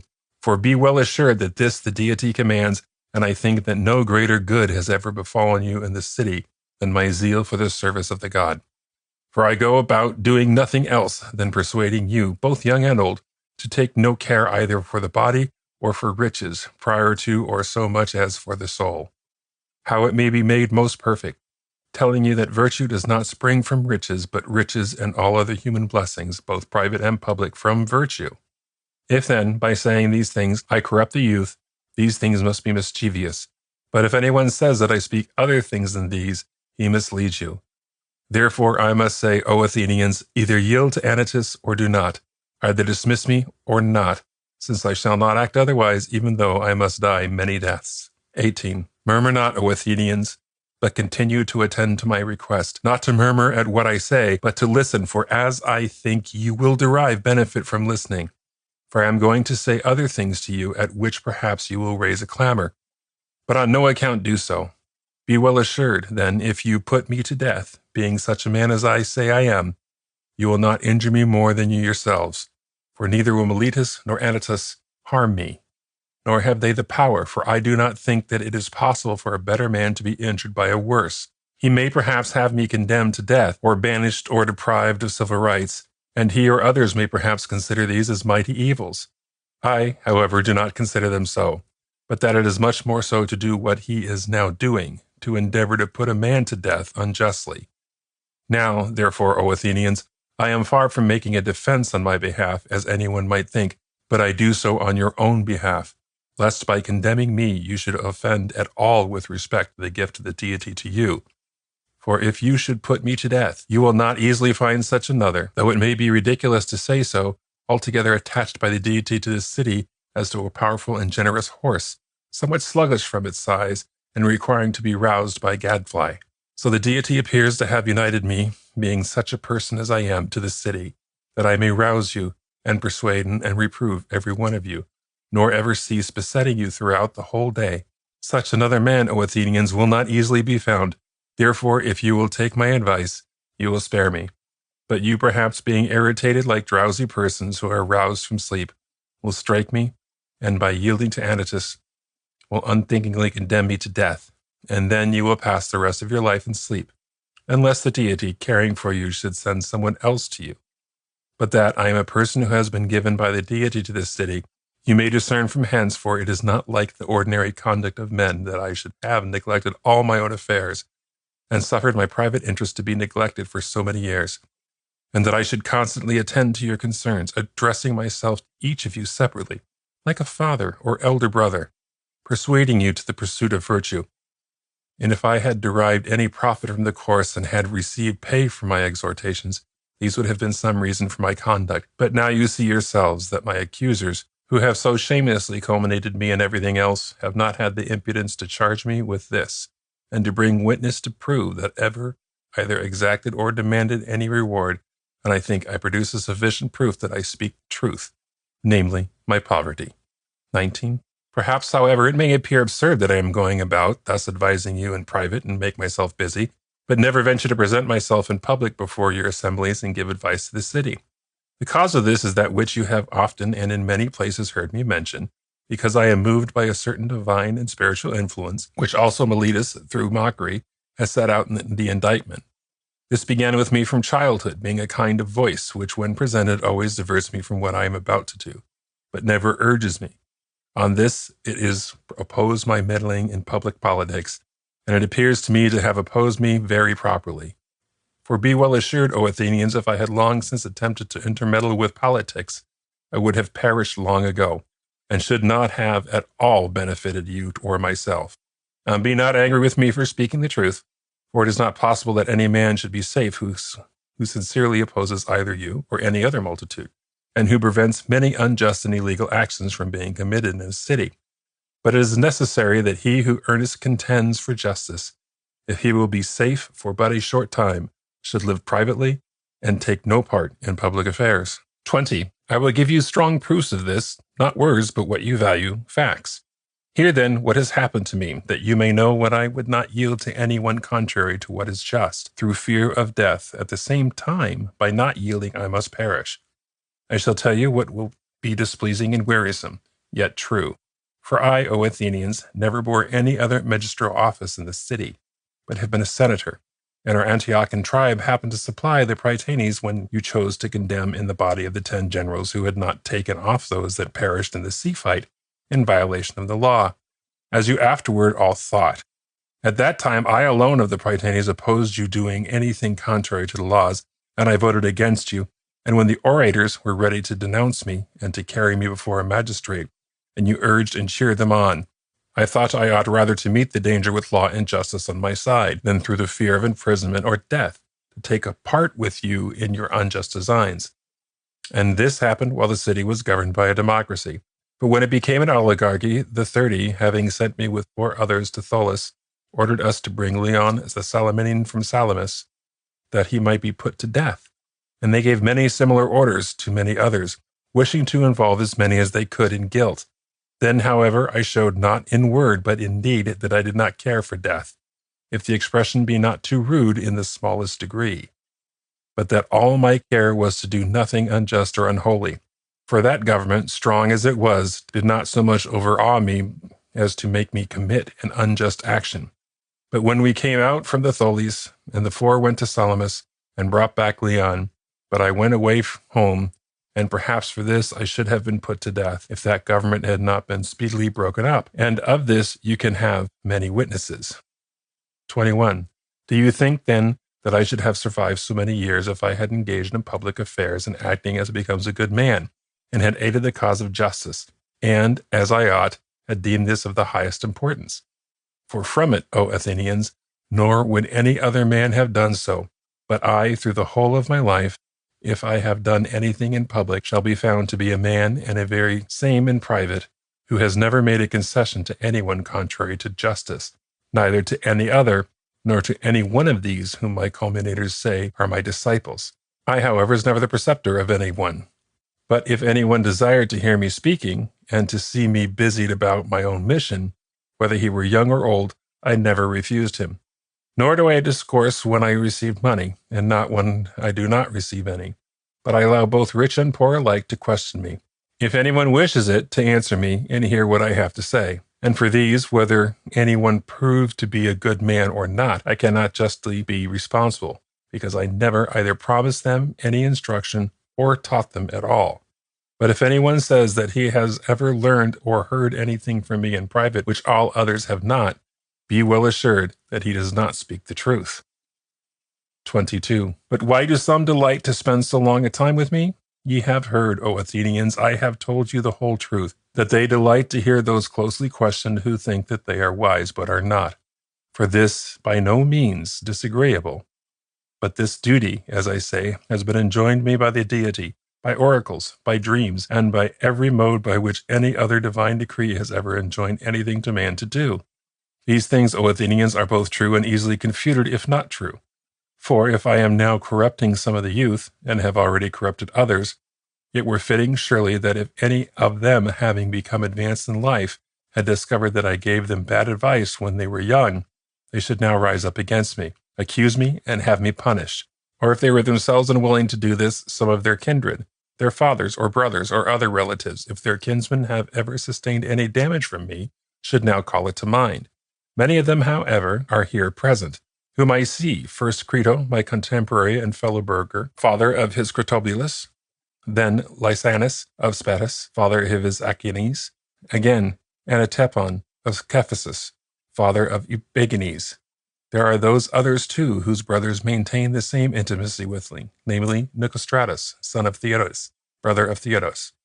Theodotus indeed is dead, so that he could not depreciate brother's proceedings, and Paralus here, son of Demodocus, whose brother was the Ages, and Adamatus, son of Ariston, whose brother is this Plato, and Anacdorus, whose brother is the Apollodorus. I could also mention many others to you, some of whom certainly Meletus ought to have adduced in his speech as a witness. If, however, he then forgot to do so, let him now adduce them. I give him leave to do so, and let him say it if he has anything of this kind to allege.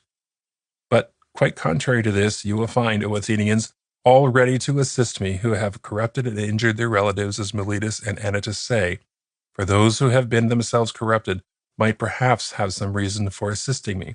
But those who have not been corrupt, men now advanced in life, their relatives, what other reason can they have for assisting me except that right and just one? That they know that Meletus speaks falsely, and that I speak the truth. 23. Well then, Athenians, these are pretty much the things I have to say in my defense, and others perhaps of the same kind. Perhaps, however, some among you will be indignant in recollecting his own case. If he then engaged in a cause for less than this, implored and besought of the judges with many tears, bringing forward his children in order that he might excite their utmost compassion, and many others of his relatives and friends, whereas I do none of these things, although I may appear to be incurring the extremity of danger, perhaps, therefore, someone taking notice of this may become more determined against me, and being enraged at this very conduct of mine, may give his vote under the influence of anger. If then any one of you is thus affected, I do not, however, suppose that there is, but if there should be, I think I may reasonably say to him, I, too, O best men, have relatives, for to make us that saying of Homer, I am not sprung from an oak, nor from a rock, but from men, so that I too, O Athenians, have relatives, and 3 sons, one now grown up, and 2 boys. I shall not, however, bring any one of them forward, and implore you to acquit me.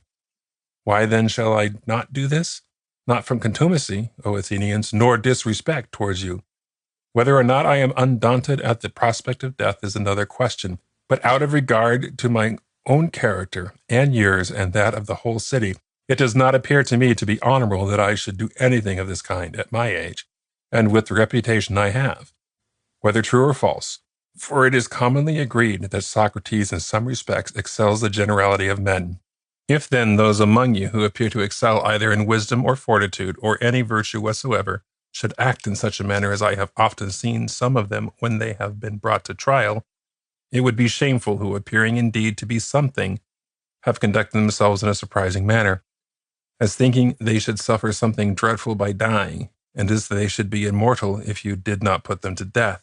Such men appear to me to bring disgrace on the city, so that any stranger might suppose that such of the Athenians as excel in virtue, and whom then themselves choose in preference to themselves for magistries and other honors, are in no respect superior to women.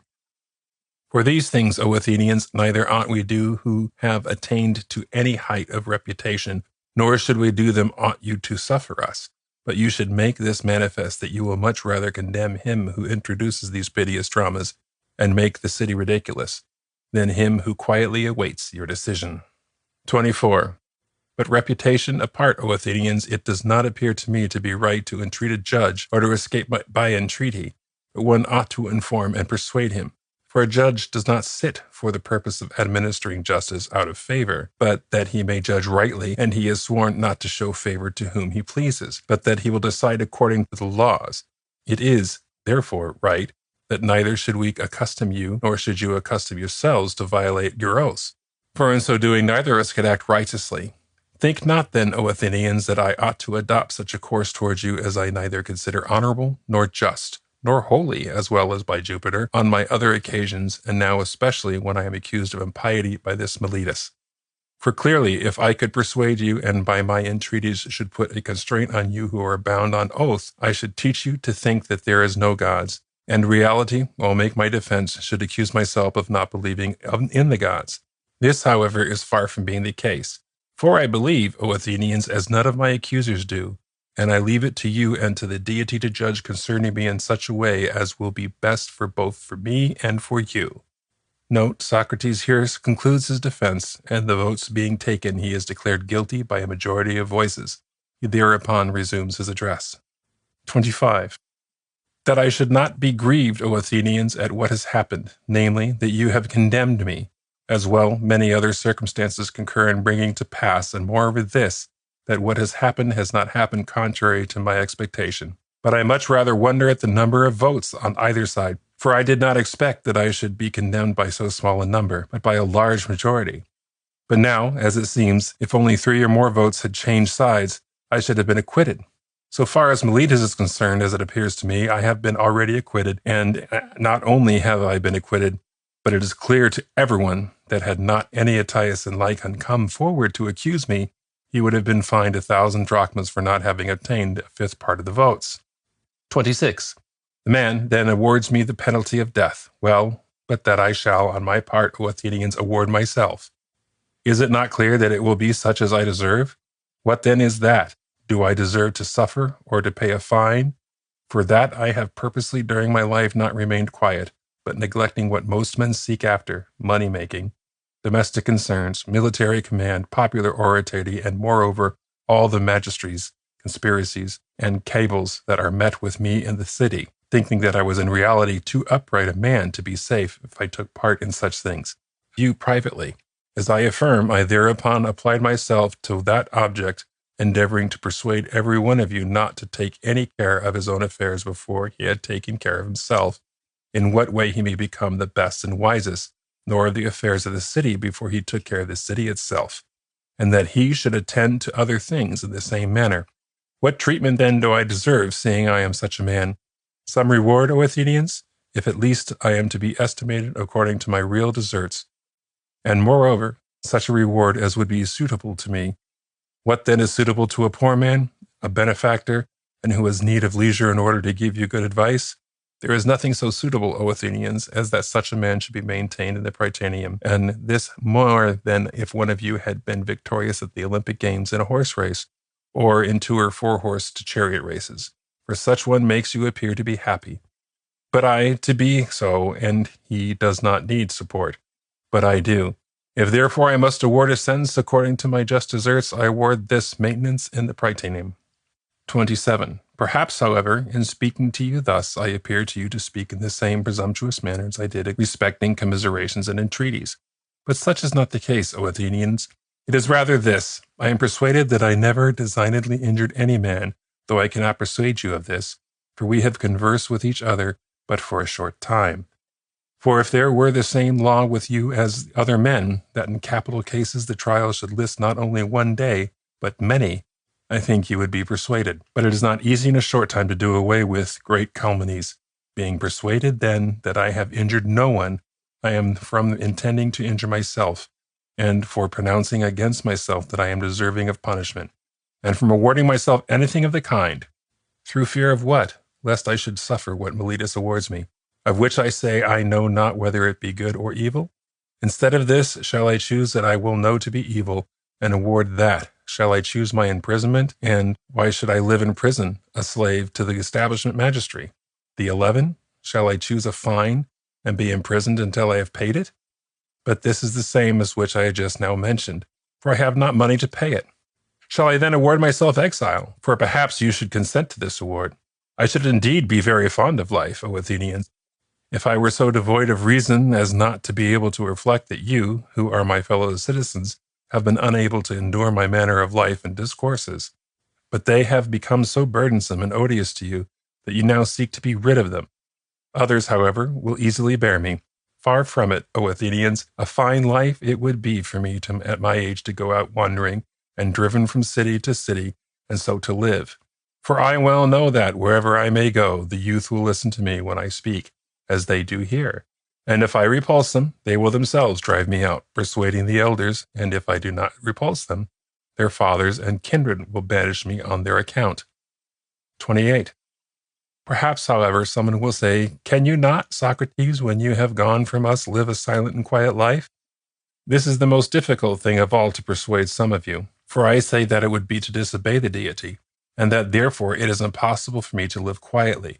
You would not believe me, thinking I spoke ironically. If, on the other hand, I say that this is the greatest good to man to discourse daily on virtue and other things, which you have heard me discussing, examining both myself and others, but that a life without investigation is not worth living, for still less would you believe me if I said this.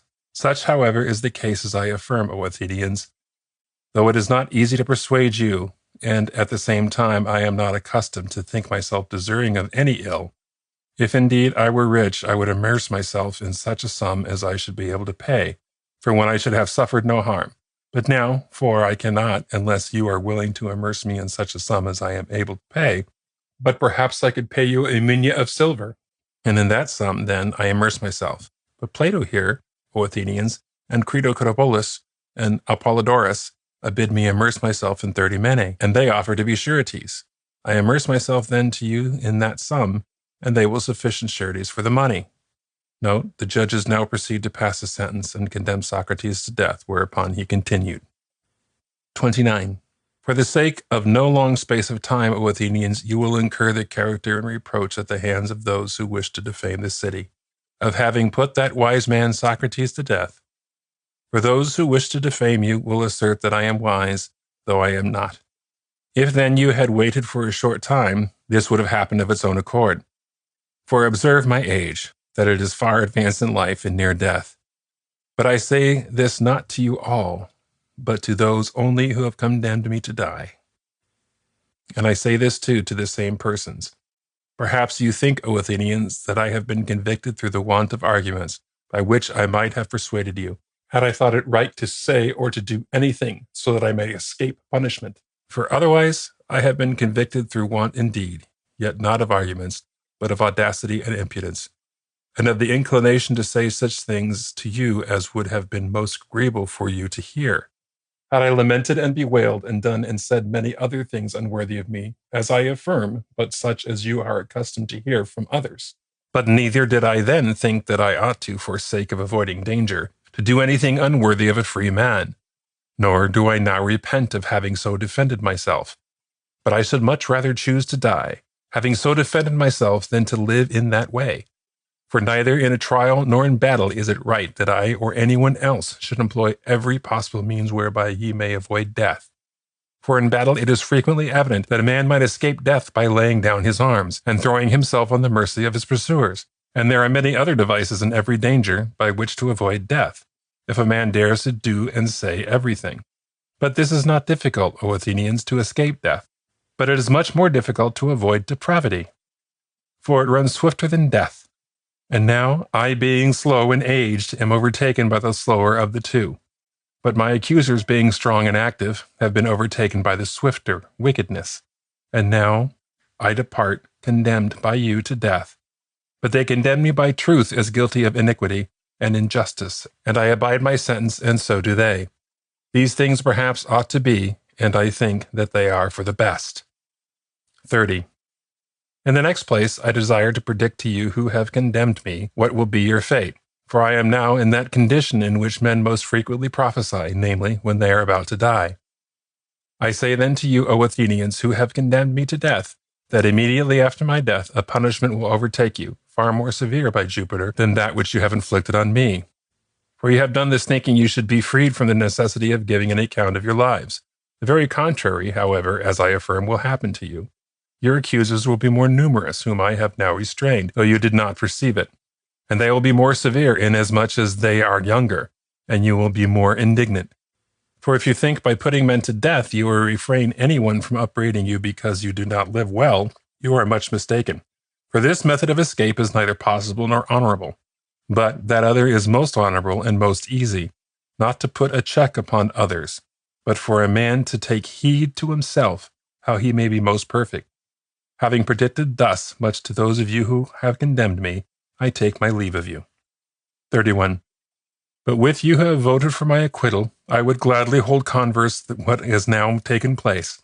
While the magistrates are busy and I am not yet carried to the place where I must die, stay with me then so long, Athenians, for nothing hinders our conversing with each other while we are permitted to do so. For I wish to make known to you, as being my friends, the meaning of that which has just now befallen me. To me then, O judges, and in calling you judges, I call you rightly, a strange thing has happened. For the wonted prophetic voice of my guardian deity on every former occasions, even in the most trifling affairs, opposed me if I was about to do anything wrong. But now that has befallen me which you yourselves behold, and which anyone would think, and which is supposed to be the extremity of evil. Yet neither when I departed from home in the morning did the warning of the god oppose me, nor when I came up here to the place of trial, nor in my address when I was about to say anything. Yet on other occasions it was frequently restrained me in the midst of speaking. But now it has never throughout this proceeding opposed me, either in what I did or said. What then do I suppose to be cause of this? I will tell you. What has befallen me appears to be a blessing, and it is impossible that we think rightly who suppose that death is an evil. A great proof of this to me is the fact that it is impossible, but that the accustomed signal should have opposed me, unless I had been about to meet with some good. 32. Moreover, we may hence conclude that there is great hope that death is a blessing. For to die is one of two things. For either the dead may be annihilated and have no sensation of anything whatsoever, or, as it is said, there is a certain change in passage of the soul from one place to another. And if it is a privation of all sensation, as it were a sleep in which the sleeper has no dream, death would be a wonderful gain. For I think that, if anyone, having selected a night in which he slept so soundly as not to have had a dream, and having compared this night with all the other nights and days of his life, should be required on consideration to say how many days and nights he had passed better and more pleasantly than this night through his life, I think that not only a private person, but even the great king himself would find them easy to number in comparison with other days and nights. If, therefore, death is a thing of this kind, I say it again, for thus all futurity appears to be nothing more than one night. But if, on the other hand, death is a removal from hence to another place, and what is said be true, that all the dead are there, what greater blessing can there be than this, my judges? For if, on arriving on Hades, released from these who pretend to be judges, one shall find those who are true judges, and who are said to judge there, Minos, and Rhadamanthus, Acus, and Triptolemus, and such others as the demigods were just during their own life, would this be a sad removal? At what price would you not estimate a conference with Orpheus, and Messias, and Hesiod, and Homer? I indeed would be willing to die often if this be true. For me the sojourn there would be admirable, when I should meet with Palamedes, and Ajax, and son of Telamon, and any other ancients who had died by an unjust sentence. The comparing my sufferings with theirs would, I think, be no unpleasing occupation. But the greatest pleasure would be to spend my life in questioning and examining the people there as I have done with those here, and discovering who among them is wise, and who fancies himself to be so, but is not. At what price, my judges, would not any one estimate the opportunity of questioning him who led the mighty army against Troy, or Ulysses, or Sisyphus, or 10,000 others whom one might mention, both men and women with whom to converse and associate and to question them would be an inconceivable happiness. For surely that the judges there do not condemn to death, for in other respects those who live there are more happy than those who are here, and are henceforth immortal, if, at least, what is said to be true. 33. You therefore, O my judges, ought to entertain good hopes with respect to death, and to meditate on this one truth, that to do a good man nothing is evil, neither while living nor when dead, nor are his concerns neglected by the gods.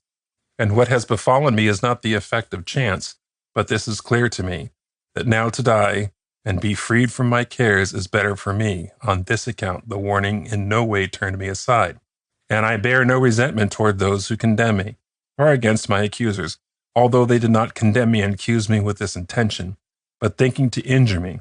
In this they deserve to be blamed. Thus much, however, I beg of them, punish my sons when they grow up, O judges, paining them as I have pained you. If they appear to you to care for riches or anything else before virtue, and if they think themselves to be something when they are nothing, reproach them, as I have done you, for not attending to what they ought, and for conceiving themselves to be something when they are worth nothing. If ye do this, both I and my sons shall have met with just treatment at your hands. It is now time for me to depart, for me to die, for you to live. but which of us is going to a better state is unknown to everyone but God. The duty of a citizen. It has been remarked by Stalbum that Plato had a twofold design in his dialogue. One, and that the primary one, to free Socrates from imputation of having attempted to corrupt the Athenian youth. The other, to establish the principle that under all circumstances it is the duty of a good citizen to obey the laws of his country. These 2 points, however, are so closely interwoven with each other that the general principle appears only to be illustrated by the example of Socrates. Crito was one of those friends of Socrates who had been present at his trial and had offered to assist in paying a fine had a fine been imposed, instead of the sentence of death. He appeared to have frequently visited his friend in prison after his condemnation, and now, having obtained access to a cell very early in the morning, finds him composed in a quiet sleep. He brings intelligence that the ship, the arrival of which would be the signal for his death on the following day, is expected to arrive forthwith, and takes occasion to entreat Socrates to make his escape, the means of which were already prepared. Socrates, thereupon, having promised to follow the advice of Crito if, after the matter had been fully discussed, it should appear to be right to do so, proposes to consider the duty of a citizen towards his country, and, having established a divine principle that it is wrong to return evil for evil, goes on to show that the obligations of a citizen to his country are even more binding than those of a child to a parent, or a slave to his master, and that, therefore, it is his duty to obey the established laws at whatever cost to himself. At length, Crito admits that he has no answer to make, and Socrates resolves to submit himself to the will of the providence. 1. Socrates, why have you come to this hour, Crito? Is it not very early? Crito, it is. Socrates, about what time? Crito, scarce daybreak. Socrates, I wonder how the keeper of the prison came to admit you. Crito, he is familiar with me, Socrates, from my having frequently come hither, and he's under some obligation to me. Socrates, have you just now come, or some time since? Crito, a considerable time since. Socrates, why then did you not wake me at once instead of sitting down by me in silence? Crito, by Jupiter, Socrates, I would not myself like to be so long awake and in such affliction. But I've been for some time wondering at you, perceiving how sweetly you slept, and I purposely did not awake you, that you might pass your time as pleasantly as possible. And indeed, I have often before throughout your whole life considered you happy in your disposition, but far more so in the present calamity, seeing how easily and meekly you bear it. Socrates, however, Crito, it would be inconsistent for a man at any time of his life to repine because he must needs die. Crito, but others, Socrates, at your age have been involved in similar calamities, yet their age has not hindered their repining at their present fortune. Socrates, so it is. But why did you come so early? Crito, bringing sad tidings, Socrates, not sad to you as it appears, but to me and all of your friends, and sad and heavy, which I think I shall bear worst of all. Socrates, what tidings? Has a ship arrived from Delos, on the arrival of which I must die? Crito, it has not yet arrived, but it appears to me that it will come today, from what certain persons report who have come from Sunium and left it there. It is clear, therefore, from these messengers that it will come today, and consequently it will be necessary, Socrates, for you to die tomorrow. 2. Socrates, but with good fortune, Crito, and if so please the gods, so be it. I do not think, however, that it will come today. Crito, whence do you form this conjecture? Socrates, I will tell you. I must die on the day after that on which the ship arrives. Crito, so they say who have control of these things. Socrates, I do not think, then, that it will come today, but tomorrow. I conjecture this from a dream which I had this very night, not long ago, and you seem very opportunely to have refrained from waking me. Crito, but what was this dream? Socrates, a beautiful and majestic woman, clad in white garments, seemed to approach me and to call to me and say, Socrates, 3 days hence you shall reach the fertile Pythia. Crito, what a strange dream, Socrates. Socrates, very clear, however, as it appears to me, Crito. 3. Crito, very much so as it seems, but, my dear Socrates, even now be persuaded by me and save yourself. For if you die, not only a single calamity will befall me, but besides being deprived of such a friend as I shall never meet with again, I shall also appear to many who do not know you and me well, when I might have saved you, had I been willing to spend my money to have neglected to do so. And what character can be more disgraceful than this, to appear to value one's riches more than one's friends? For the generality of men will not be persuaded that you are unwilling to depart hence when we urged you to do it. Socrates. But why, my dear Crito, should we care so much for the opinion of the many? For the most worthy men whom we ought rather to regard will think that matters have transpired as they really have. Crito, yet you see, Socrates, that it is necessary to attend to the opinions of the many, for the very circumstances of the present case show that the multitudes are able to effect not only the smallest evils, but even the greatest, if anyone is culminated to them. Socrates, would, O Crito, that the multitude could effect the greatest evils, that they might also effect the greatest good, for then it would be well. But now they can do neither, for they can make a man neither wise nor foolish, but they do whatever chances. 4. Crito, so let it be then. But answer me this, Socrates, are you not anxious for me and other friends, lest if you should escape from hence informers should give us trouble, as having secretly carried you off, and so we should be compelled either to lose all of our property or a very large sum, or to suffer something else besides this? For if you fear anything of the kind, dismiss your fears, for we are justified in running the risks to save you, and, if need be, even a greater risk than this. But be persuaded by me, and do not refuse. Socrates, I am anxious about this, Crito, and about many other things. Crito, do not fear this, however, for the sum is not large, on receipt of which certain persons are willing to save you, and take you hence. In the next place, do you not see how cheap these informers are, so that there would be no need of a large sum for them? My fortune is at your service, sufficient, I think, for the purpose. Then, if out of regard to me you do not think right to spend my money, these strangers here are ready to spend theirs. One of them, Simmias, a Theban, has brought with him a sufficient sum for the very purpose. Cabes, too, is ready, and very many others, so that, as I said, do not, through fear of this kind, hesitate to save yourself, nor let what you said in court give you any trouble, that if you went from hence you would not know what to do with yourself, for in many places, wherever you go, men will love you, and if you are disposed to go to Thessaly, I have friends there who will esteem you very highly, and will ensure your safety, so that no one in Thessaly will molest you. 5. Moreover, Socrates, you do not appear to me to pursue a just course in giving yourself up when you might be saved, and you press on the very results with respect to yourself which your enemies would press, and have pressed, in their anxiety to destroy you. Besides this too, you appear to me to betray your own sons, whom, when it is in your power to rear and educate them, you will abandon, and so far as you are concerned, they will meet with such a fate as chance bring them, and, as is probable, they will meet with such things as orphans are wont to experience in a state of orphanage. Surely one ought not to have children, or one would go through the toil of rearing and instructing them.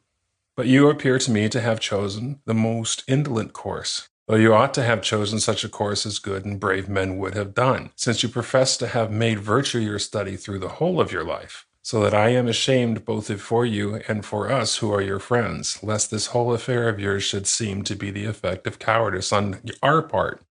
Your appearing to stand your trial in the court, since you appeared when it was in your power not to have done so. The very manner in which the trial was conducted, and this last circumstance, as it were, a ridiculous consummation of the whole business. You appearing to have escaped from us through our indolence and cowardice, who did not save you, nor did you save yourself, when it was practicable and possible, had we but exerted ourselves a little. Think of these things, therefore, Socrates, and beware lest, besides the evil that will result, they be disgraceful both to you and to us.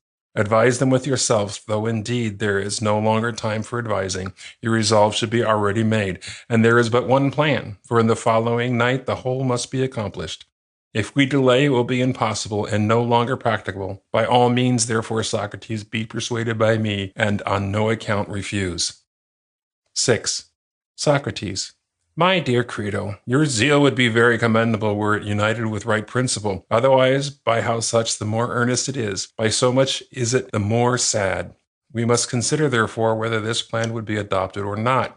For I not now only, but always, am a person who will obey nothing within me but reason, according as it appears to me on mature deliberation to be best. And the reasons which I formerly professed I cannot now reject, because this misfortune has befallen me, but they appear to me in much the same light, and I respect and honor them as before, so that if we were unable to adduce any better at this present time, Be assured that I shall not give in to you, even though the power of the multitude should endeavor to terrify us like children by threatening more than it does now. Bonds and death and confiscation of property. How therefore may we consider the matter most conveniently? First of all, if we recur to the argument which you used about opinions, whether on former occasions it was rightly resolved or not, that we ought to pay attention to some opinions and to others not, or whether before it was necessary that I should die, if it was rightly resolved, but now it's become clear that it was said idly by argument's sake, though in reality it was merely jest and trifling. I desire then, Crito, to consider, in common with you, whether it will appear to me in a different light now that I am in condition, or the same, and whether we shall give it up or yield to it. It was said, I think, on former occasions by those who were thought to speak seriously, as I just now observed, that of the opinions which men entertain, some should be very highly esteemed and others not. By the gods, Crito, does not this appear to you to be well said? For you, in all human probability, are out of all danger of dying tomorrow, and the present calamity will not lead your judgment astray. Consider, then, does it not appear to you to have rightly been settled that we ought to not respect all the opinions of men, but some we should and others not, nor yet the opinions of all men, but of some we should and others not? What say you? Is not this rightly resolved? Crito, it is. Socrates, therefore we should respect the good, but not the bad? Crito, yes. Socrates, and are not the good of those the wise and the bad of those the foolish? Crito, how can it be otherwise? 7. Socrates, come then, how again were the following points settled? Does a man who practices gymnastics exercises and applies himself to them pay attention to the praise and censure and opinion of every one, or of that one man only who appears to be a physician or teacher of the exercises? Crito, of that one only. Socrates, he ought, therefore, to fear the censures and covet the praises of that one, but not those of the multitude. Crito, clearly. Socrates, he ought, therefore, so to practice and exercise himself, and to eat and drink as seems fitting to one who presides and knows, rather than to all other together. Crito, it is so. Socrates, well then, if he disobeys the one and disregards the opinion and praise, but respects that of the multitude and of those who know nothing, will he not suffer from evil? Crito, how should he not? Socrates, but what is this evil? Whither does it tend? On what part of him that disobeys it will it fall? Crito, clearly on his body, for this it ruins. Socrates, you say well. The case is the same, too, Crito, with all other things, not to go through them all. With respect, then, to things just and unjust, base and honorable, good and evil, about which we now consulting, ought we to follow the opinion of the multitude, and to respect it, or that of one, if there is anyone who understands who we ought to reverence and respect rather than all others together? And if we do not obey him, shall we not corrupt and injure that part of ourselves which becomes better by justice, but is ruined by injustice? Or is this nothing? Crito, I agree with you, Socrates. 8. Socrates, come then, if we destroy that which becomes better by what is wholesome, but is impaired by what is unwholesome through being persuaded by those who do not understand, can we enjoy life that is impaired? And this is the body we're speaking of, is it not? Crito, yes. Socrates, can we then enjoy life with a diseased and impaired body? Crito, by no means. Socrates, but can we enjoy life when that is impaired which injustice ruins, but justice benefits? Or do we think that to be of less value than the body, whatever part of us it may be, about which injustice and justice are concerned? Crito, by no means. Socrates, but of more value? Crito, much more. Socrates, we must not then, my excellent friend, so much regard what the multitude will say of us, but what he will say who understands the just and the unjust, the one even truth itself, so that at first you did not set out with a right principle when you laid it down that we ought to regard the opinion of the multitude with respect to things just and honorable and good, and their contraries. However, someone may say, are not the multitude able to put us to death? Crito, this too is clear, Socrates. Anyone might say so.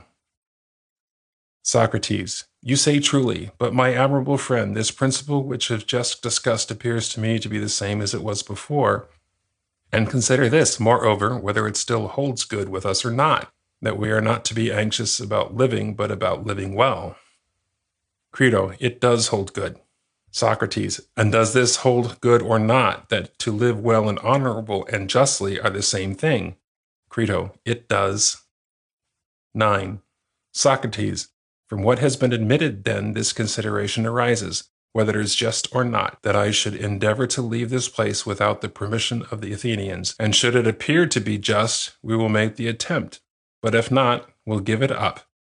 But as to be considerations which you mentioned, of an outlay of money, reputation, and the education of children, beware, Crito, lest such considerations as these in reality belong to these multitudes who rashly put one to death and would restore one to life, if they could do so, without any reason at all. But we, since reason so requires, must consider nothing else than what we just now mentioned, whether we shall act justly in paying money and contracting obligation to those who will lead me hence, as well they who lead me as we who are led hence, or whether, in truth, we shall not act unjustly in doing all these things. And if we should appear in so doing to be acting unjustly, observe that we must not consider whether from remaining here and continuing quiet we must needs die or suffer anything else, rather than whether we should be acting unjustly. Crito, you appear to me to speak wisely, Socrates, but see what we are to do. Socrates, let us consider the matter together, my friend, and if you have anything to object to what I say, make good your objection, and I will yield to you. But if not, cease, my excellent friend, to urge upon me the same thing so often that I ought to depart hence against the will of the Athenians. For I highly esteem your endeavors to persuade me thus to act, so long as it is not against my will. Consider then the beginning of our inquiry, whether it is stated to your entire satisfaction. Endeavor to answer the question put to you exactly as you think right. Crito, I will endeavor to do so. 10. Socrates, say we, then, that we should no account deliberately commit injustice, or may we commit injustice under certain circumstances, under others not? Or is it on no account either good or honorable to commit injustice, as we have often agreed on former occasions? And as we just now said, or have all those our former admissions been dissipated in these few days?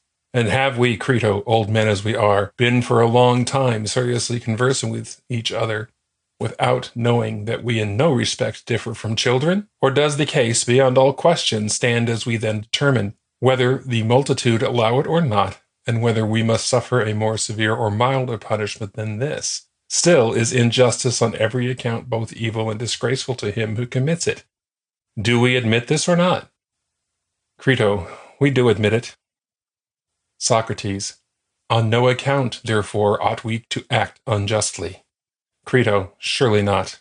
Socrates, neither ought one who is injured to return the injury, as the multitude think, since it is on no account right to act unjustly.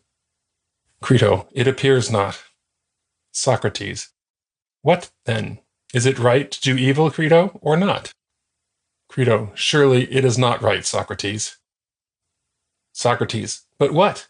To do evil in return when one has been evil entreated, is that right or not? Crito, by no means. Socrates, for to do evil to men differs in no respect from committing injustice. Crito, you say truly. Socrates, it is not right, therefore, to return an injury or to do evil to any man, however one may have suffered from him, but to take care, Crito, that in allowing these things you do not allow them contrary to your opinion. For I know that to do some few only these things both do appear, and will appear to be true. They then, to whom these things appear true, and they to whom they do not, have no sentiment in common, and must needs despise each other, while they look to each other's opinions. Consider well, then, whether you would concede and think with me, and whether we can begin our deliberation from this point, that it is never right either to do an injury or to return an injury, or when one has been evil entreated, to revenge oneself by doing evil in return, or do you dissent from and not coincide in this principle? For so it appears to me, both long since and now. But if you in any respect think otherwise, say so and inform me. But if you persist in your former opinions, hear what follows. Crito, I do persist in them, and I think with you. Speak on, then. Socrates, I say next, then, or rather, I ask, whether when a man has promised to do things that are just, he ought to do them, or evade his promise. Crito, he ought to do them. 11. Socrates, observe, then, what follows. By departing hence without the leave of the city, are we not doing evil to some, and that to those to whom we ought least of all to do it, or not? And do we abide by what we agreed on as being just, or do we not? Crito, I'm unable to answer your question, Socrates, for I do not understand it. Socrates, then consider it thus.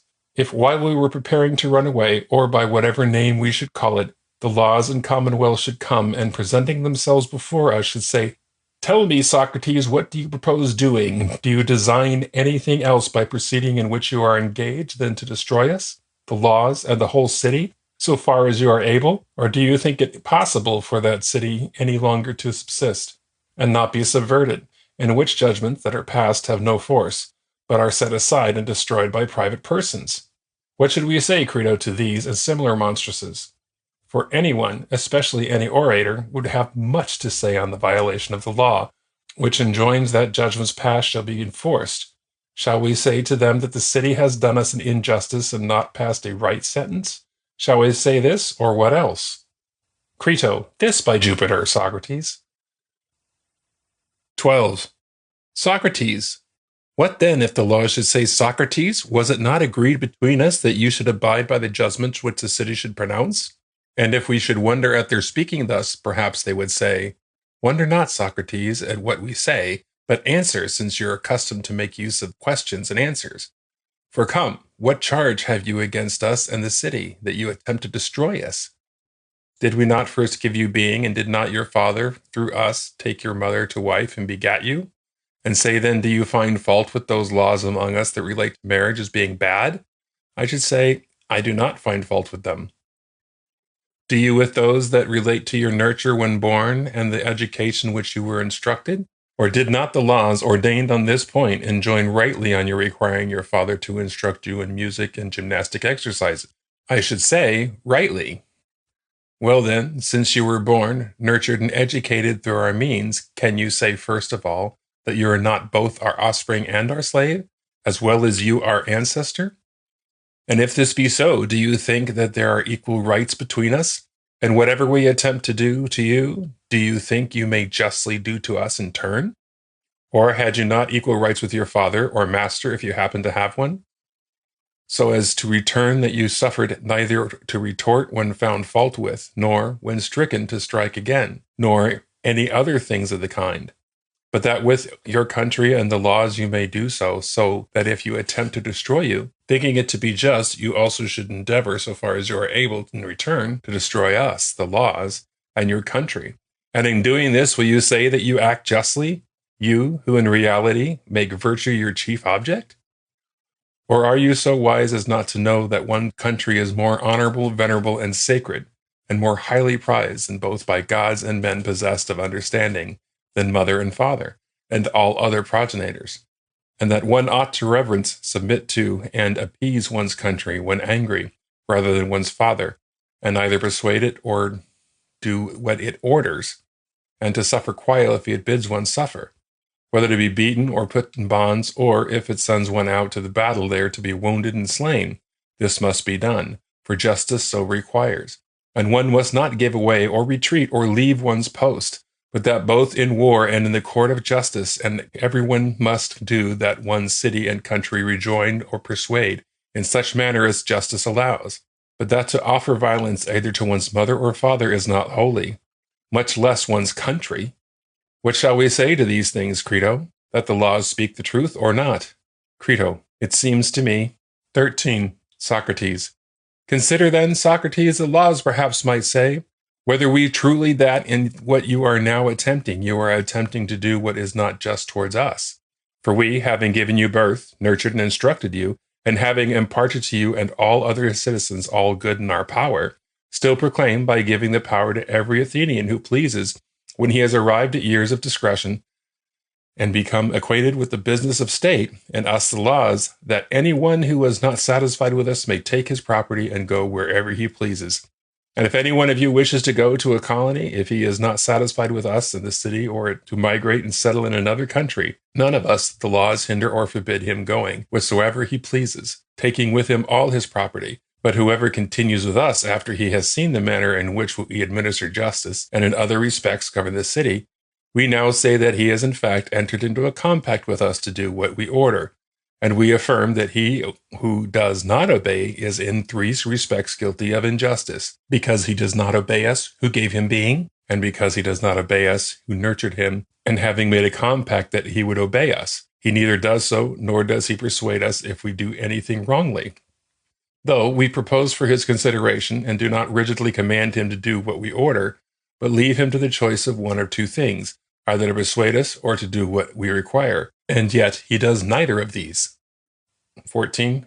And we say that you, O Socrates, will be subject to these charges if you accomplish your design, and that not the least of the Athenians, but most so of all. And if I should ask for what reason, they would probably justly retort on me by saying that among all the Athenians I especially made back with them. For they would say, Socrates, we have strong proof of this, that you were satisfied with both us and the city. For of all Athenians, you especially would never have dwelt in it if it had not been especially agreeable to you. For you never went out of the city to any of the public spectacles except once to the Isthmian games, nor anywhere else except on military service. Nor have you ever gone abroad as other men do, nor had you ever had any desire to become acquainted with any other city or other laws. But we and our city were sufficient for you. So strongly were you attached to us, and so far did you consent to submit to our government, both in other respects and the beginning, children in the city, in consequence of your being satisfied with it. Moreover, in your very trial, it was in your power to have imposed on yourself a sentence of exile if you pleased, and might then have done with the consent of the city that you now attempt against its consent. Then indeed you boasted yourself as not being grieved if you must needs die, but you preferred, as you said, death to exile. Now, however, you are neither ashamed of those professions, nor do you revere us. The laws, since you endeavor to... Now, however, you are neither ashamed of those professions, nor do you revere us, the laws, since you endeavor to destroy us, and you act as the vilest slave would act, by endeavoring to make your escape contrary to the conventions and the compacts by which you engage to submit to our government. First, then, therefore, answer us this, whether we speak the truth or not, in affirming that you agreed to be governed by us in deed, though not in word. What shall we say to this, Crito? Can we do otherwise than assent?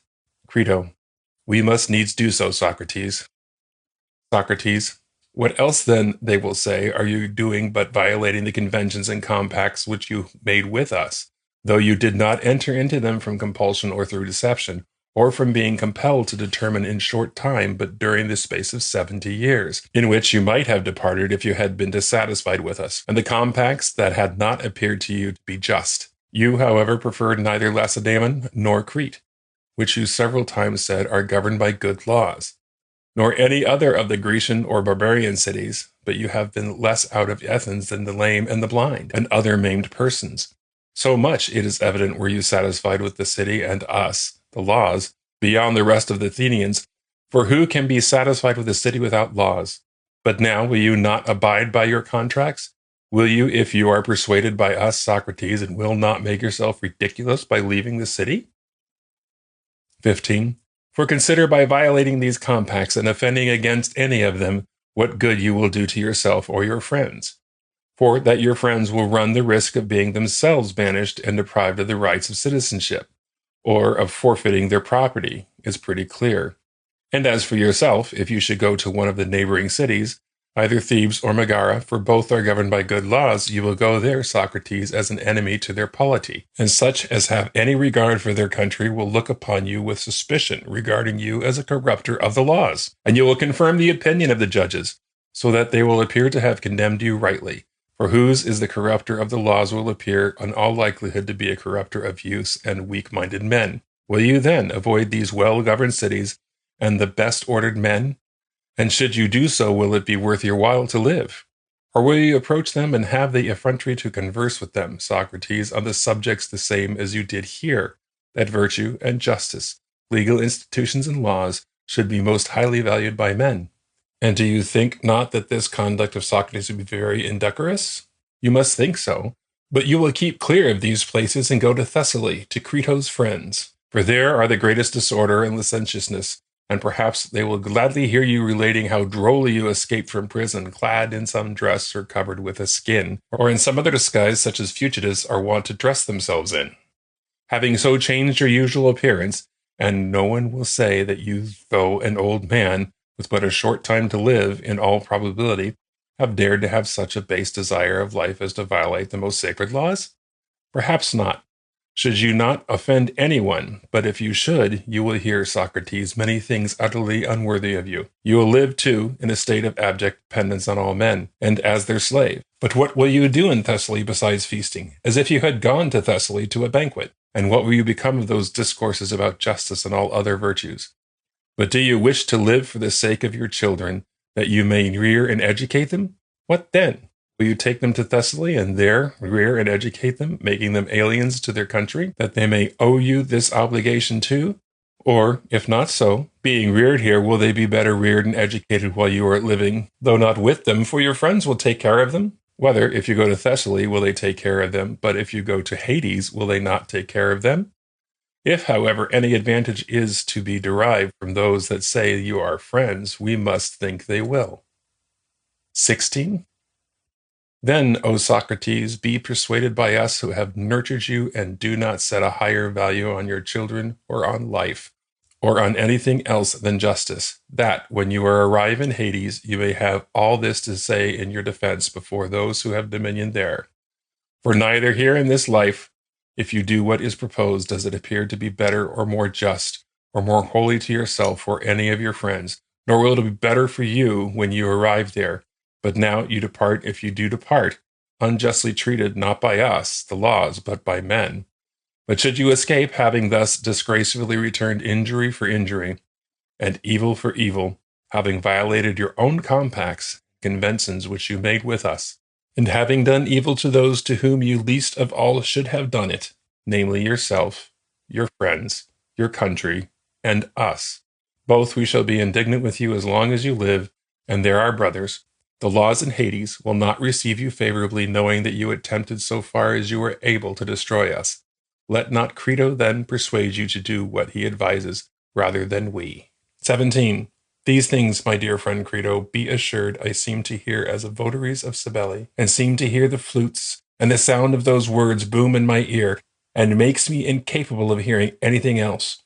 Be sure then, so long as I retain my present opinions, if you should say anything contrary to these, you will speak in vain. If, however, you think that you can prevail at all, say on. Crito, but Socrates, I have nothing to say. Socrates, desist then, Crito, and let us pursue this course, since this way the deity leads us. 12. The Death of Socrates. Introduction. This dialogue presents us with an account of the manner in which Socrates spent his last day of his life, and how he met his death. The main subject is that of the soul's immortality, which Socrates takes upon himself to prove with as much certainty as it is possible in the human mind to arrive at. The question itself, though none could be better suited to the occasion, arises simply and naturally from the general conversation that precedes it. When his friends visit him in the morning for the purpose of spending this last day with him, they find him sitting up in bed and rubbing his leg, which had just been freed from bonds. He remarks on the unaccountable alternation and connection between pleasure and pain, and adds that Aesop, had he observed it, would have made a fable from it. This remark reminds Cabes of Socrates having put some Aesop's fables into meter since his imprisonment, and he asks for the satisfaction of the poet Evenus what has induced him to do so. Socrates explains his reason, and concludes by bidding him tell Evenus to follow him as soon as he can. Simmias expresses his surprise at this message, on which Socrates asks, "Is not Evenus a philosopher?" And on the question of being answered in the affirmative, he says that he, or any philosopher, would be willing to die, though perhaps he would not commit violence on himself. This again seems a contradiction to Simmias, but Socrates explains it by showing that our souls are placed in the body by God, and may not leave it without his permission. Whereupon Cabes objects that in that case foolish men only would wish to die, and quit the service of the best masters, to which Simmias agrees. Socrates therefore proposes to plead his case before them, and to show that there is a great probability that after this life he shall go into the presence of God and good men, and be happy in proportion to the purity of his own mind. He begins by stating that philosophy itself is nothing else than a preparation for and a meditation on death. Death and philosophy have this in common. Death separates the soul from the body. Philosophy draws off the mind from bodily things to the contemplation of truth and virtue.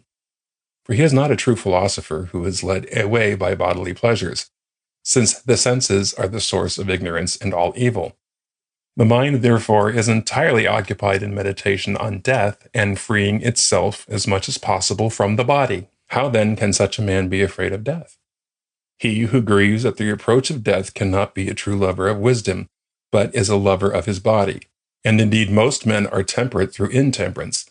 That is to say, they abstain from some pleasures that they may be more easily and permanently enjoy others. They embrace only a shadow of virtue, not virtue itself, since they estimate that the value of all things by the pleasures they afford. Whereas a philosopher purifies his mind from all such things, and pursues virtue and wisdom for their own sakes. This course Socrates himself has pursued to the utmost of his ability, with what success he should shortly know.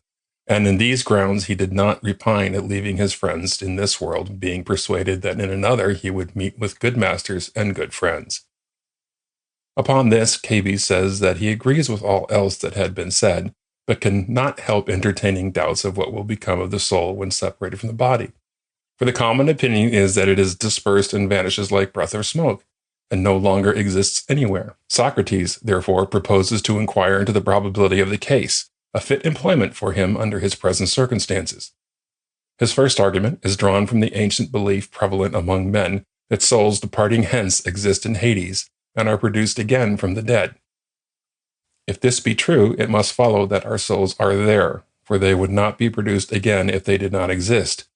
And its truth is confirmed by this, that it is general law of nature that contraries are produced from contraries. The greater from the less, the strong from the weak, slow from swift, heat from cold, and like manner life from death, and vice versa. To explain this more clearly, he proceeds to show that what is changed passes from one state to another, and so undergoes three different states. First, the actual state, then the transition, and thirdly, the new state. As from a state of sleep by waking to being awake, in like manner birth is a transition from a state of death to life, dying from life to death. So that the soul, by the act of dying, only passes to another state. If it were not so, all nature would, in time, become dead. Just as if people did not awake out of sleep, all would at least be buried in eternal sleep. Hence the conclusion is that the souls of men are not annihilated by death. Cabes agrees to this reasoning and adds that he is further convinced from its truth by calling into mind an argument used by Socrates on former occasions, that knowledge is nothing but reminiscence, and if this is so, the soul must have existed and had knowledge before it became united to the body. But in case Samius would not be satisfied, Socrates proceeds to enlarge this, his second argument drawn from reminiscence. We daily find that we are carried from the knowledge of one thing to another. Things perceived by the eyes, ears, and other senses bring up the thought of other things. Thus the sight of a lyre or a garment reminds us of a friend. And not only are we thus reminded by sensible objects, but of things which are comprehended by the mind alone, and have no sensitive existence. For we have formed in our minds an idea of abstract equality, of the beautiful, the just, the good, in short, of everything which we say exists without the aid of the senses. For we use them only in the perception of individual things. Whence it follows that the mind did not acquire the knowledge in this life, but must have had it before, and therefore the soul must have existed before. Samius and Cabes both agree to admitting that Socrates has proved his pre-existence of the soul, but insists that he has not shown it to be immortal. For that nothing hinders but that, according to the popular opinion, it may be dispersed at the dissolution of the body. To which Socrates replies that if their former admissions are joined to his last argument, the immortality as well as the pre-existence of the soul has been sufficiently proved. For it is true that anything living is produced from that which is dead. Then the soul must exist after death, otherwise it could not be produced again. However, to remove the apprehension that the soul may be dispersed by the wind, as it were, Socrates proceeds in his third argument to examine that doubt more thoroughly. What then is meant by being dispersed but being dissolved into its parts? In order, therefore, to a thing being capable of dispersion, it must be compounded of parts. Now, there are two kinds of things, one compounded, the other simple. The former kind is subject to change, the latter not, and can be comprehended by the mind alone. The one is visible and the other invisible, and the soul, which is invisible, when it employs the bodily senses, wanders and is confused. But when it abstracts itself from the body, it attains the knowledge of that which is eternal, immortal, and unchangeable. The soul, therefore, being uncompounded and invisible, must be indissoluble, that is to say, immortal. Still, Simmias and Cabes are unconvinced. The former objects that the soul, according to Socrates' own showing, is nothing but a harmony resulting from the combination of the parts of the body, and so may perish with the body, as a harmony of the lyre does when the lyre itself is broken. And Cabes, though he admits that his soul is more durable than the body, yet objects that it is not, therefore of necessity immortal, but may be in time wear out, and it is by no means clear that this is not its last period. These objections produce a powerful effect on the rest of the company, but Socrates, undismayed, exhorts them not to suffer themselves to be deterred from seeking the truth by any difficulties they may meet with, and then proceeds to show in a moment the fallacy of Simmias's objections. It was before admitted that he says that the soul existed before the body, but harmony is produced after the lyre is formed, so that the two cases are totally different. And, further, there are various degrees of harmony, but every soul as much as a soul as any other. But then what will a person who holds his doctrine that the soul is harmony say of virtue and vice in the soul? Will he call them another kind of harmony and discord? If so, he will contradict himself, for it is admitted that one soul is not more or less a soul than another, and therefore one cannot be more or less harmonized than another, and one could not admit of a greater degree of virtue or vice than another. And indeed, a soul being harmony could not partake of vice at all, which is discord. Socrates, having thus satisfactorily answered the argument adduced by Simmias, goes on to rebut that of Cabes, who objected that the soul might in time wear out. In order to do this, he relates that when a young man he admitted to investigate the cause of all things. Why then exist? Why they perish? And in the course of his researches, he finds the futility of attributing the existence of things to what are called natural causes. He resolved on endeavoring to find out the reason of things. He therefore assumed that there are certain abstract beauty and goodness and magnitude. And so all of the other things, the truth of which being granted, he thinks he shall be able to prove that the soul is immortal. This then being conceded by Cabes, Socrates argues that everything that is beautiful is so from partaking of abstract beauty, and great from partaking of magnitude, and little from partaking of littleness. Now, it is impossible, he argues, that contraries can exist in the same thing at the same time. For instance, the same thing cannot possess both magnitude and littleness, but one will withdraw at the approach of the other. And not only so, but things which thought not contrary to each other, yet always contain contraries within themselves, cannot coexist. For instance, the number 3 has no contrary, yet it contains within itself the idea of odd, which is a contrary of even. And so 3 never can become even. In like manner, heat, while it is heat, can never admit the idea of its contrary, cold. Now, if this method of reasoning is applied to the soul, it will be found to be immortal. For life and death are contraries, and never can coexist. But wherever the soul is, there is life, so that it contains within itself that which is contrary to death, and consequently can never admit of death. Therefore, it is immortal. With this, he closes his arguments in support of the soul's immortality. Cabes owns himself convinced, but Simmias, though he is unable to make any objection to the soundness of Socrates' reasoning, cannot help still entertaining doubts on the subject. If, however, the soul is immortal, Socrates proceeds, great need is there in this life to endeavor to become as wise and good as possible. For if death were a deliverance from everything, it would be a great gain for the wicked. But since the soul appears to be immortal, it must go to a place suited to its nature. For it is said that each person's demon conducts him to a place where he receives sentence according to his deserts.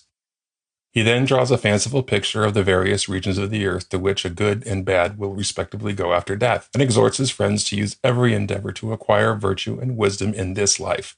For, he adds, the reward is noble and the hope great. Having thus brought his subject to conclusion, Socrates proposes to bathe themselves in order not to trouble others to wash his dead body. Crito thereupon asks if he has any commands to give, and especially how he would be buried, to which he, with his usual cheerfulness, makes answer, "Just as you please, if only you can catch me." And then, smiling, he reminds them that after death he shall be no longer with them, and begs that the others of the party to be sureties to Crito for his absence from the body, as they had been before bound for his presence before his judges. After he had bathed and taken leave of his children and the women of his family, the officer of the 11 comes to intimate to him that it is now time to drink the poison. Crito urges a little delay, as the sun had not yet set, but Socrates refuses to make himself ridiculous by showing such fondness for life. The man who was to administer the poison is therefore sent for, and on his holding out the cup, Socrates, neither trembling nor changing color or countenance at all, but, as he was wont, looking steadfastly at the man, asks if he might make a libation to anyone, and being told that no more poison than enough had been mixed, he simply prayed that his departure from this to another world might be happy, and then drank off the poison readily and calmly. His friends, who had hitherto with difficulty restrained themselves, could no longer control the outward impression of grief, to which Socrates says, "What are you doing, my friends? I, for this reason, chiefly sent away the women, that they might not commit any folly of this kind. For I have heard that it is right to die with good omens. Be quiet, therefore, and bear up." When he had walked about for a while, his legs began to grow heavy, so he lay down on his back, and his body, from the feet upward, gradually grew cold and stiff. His last words were, "Crito, we owe a cock to Socrates. Pay it, therefore, and do not neglect it." This, concludes Phaedo, was the end of our friend, a man, as we may say, the best of all his time, that we have known, and moreover, the most wise and just. Excerpt from the last part of Socrates' death. When he had said thus, he rose and went to a chamber to bathe, and Crito followed him, but he directed us to wait for him. We waited, therefore, conversing among ourselves what had been said, and considering it again, sometimes speaking about our calamity and how severe it would be to us, sincerely thinking that, like those who are deprived of a father, we should pass the rest of our life as orphans. When he had bathed and his children were brought to him, for he had 2 little sons and 1 grown up, and the women belonging to his family were come, having conversed with them in the presence of Crito, and given them such injunctions as he wished, he directed the women and children to go away, and then returned to us. And it was now near sunset, for he spent a considerable time within. 150. But when he came from bathing, he sat down and did not speak much afterwards. Then the officer of the 11 came in, and standing near him said, "Socrates, I shall not have to find that fault with you I do with others, that they are angry with me and curse me, when by order of their archons I bid them drink the poison. But you, on all other occasions, during the time you have been here, I have found to be the most noble, meek, and excellent man of all that ever came into this place. And therefore I am now well convinced that you will not be angry with me, for you know who are to blame, but with them. Now then, for you know that I came to announce to you farewell, and endeavored to bear what is inevitable as easily as possible." And at the same time he turned away, bursting into tears, and withdrew. 151. And Socrates, looking after him, said, "And thou too, farewell. We will do as you direct." At the same time, turning to us, he said, "How courteous the man is! During this whole time I have been here, he has visited me, and conversed with me sometimes, and proved the worthiest of men. And now how generously he weeps for me. But come, Crito, let us obey him, and let someone bring the poison, if it is ready pounded. But if not, let the men pound it." Then Crito said, "But I think, Socrates, that the sun is still on the mountain, and he has not yet set. Besides, I know that others have drunk the poison very late, after it had been announced to them, and have supped and drank freely, and some have even enjoyed the objects of their love. Do not hasten then, for there is yet time." Upon this Socrates replied, "These men whom you mention, Crito, do these things with good reason, for they think they shall gain by so doing. And I too, with good reason, shall not do so, for I think I shall gain nothing by drinking a little later, except to become ridiculous to myself, in being so fond of life and sparing of it, when none any longer remains. Go then," he said, "obey, and do not resist." 152. Crito, having heard this, nodded to the boy that stood near, and the boy, having gone out and stayed for some time, came bringing with him the man that was to administer the poison, who brought it ready, pounded in a cup. And Socrates, in seeing the man, said, "Well, my good friend, as you are skilled in these matters, what must I do?" "Nothing else," he replied. "Then when you have drunk it, walk about until there is heaviness in your legs. Then lie down. Thus it will do its purpose." And at the same time he held out the cup to Socrates. And he, having received it cheerfully, Socrates, neither trembling nor changing at all in color or countenance, but as he was wont, looking steadfastly at the man, said, "What say you of this potion with respect to making a libation to anyone? Is it lawful or not?" "We only pound so much, Socrates," he said, "as we think sufficient to drink." 153. "I understand you," he said, "but it is certainly both lawful and right to pray to the gods that my departure hence thither may be happy, which therefore I pray, and so may it be." And as he said this, he drank it off readily and calmly. Thus far most of us with difficulty were able to restrain ourselves from weeping, but when we saw him drinking, and having finished the draught, we could do so no longer. But in spite of myself, the tears came in full torrents, that covering my face, I wept for myself, for I did not weep for him, but for my own fortune, in being deprived of such a friend. But Crito, even he, could not restrain his tears, had risen up. 154. But Apollodorus, even before this, had not ceased weeping, and then, bursting into an agony of grief, weeping and lamenting, he pierced the heart of everyone present except Socrates himself. But he said, "What are you doing, my admirable friends? I indeed for this reason chiefly sent away the women, that they may not commit any folly of this kind. For I have heard that it is right to die with good omens.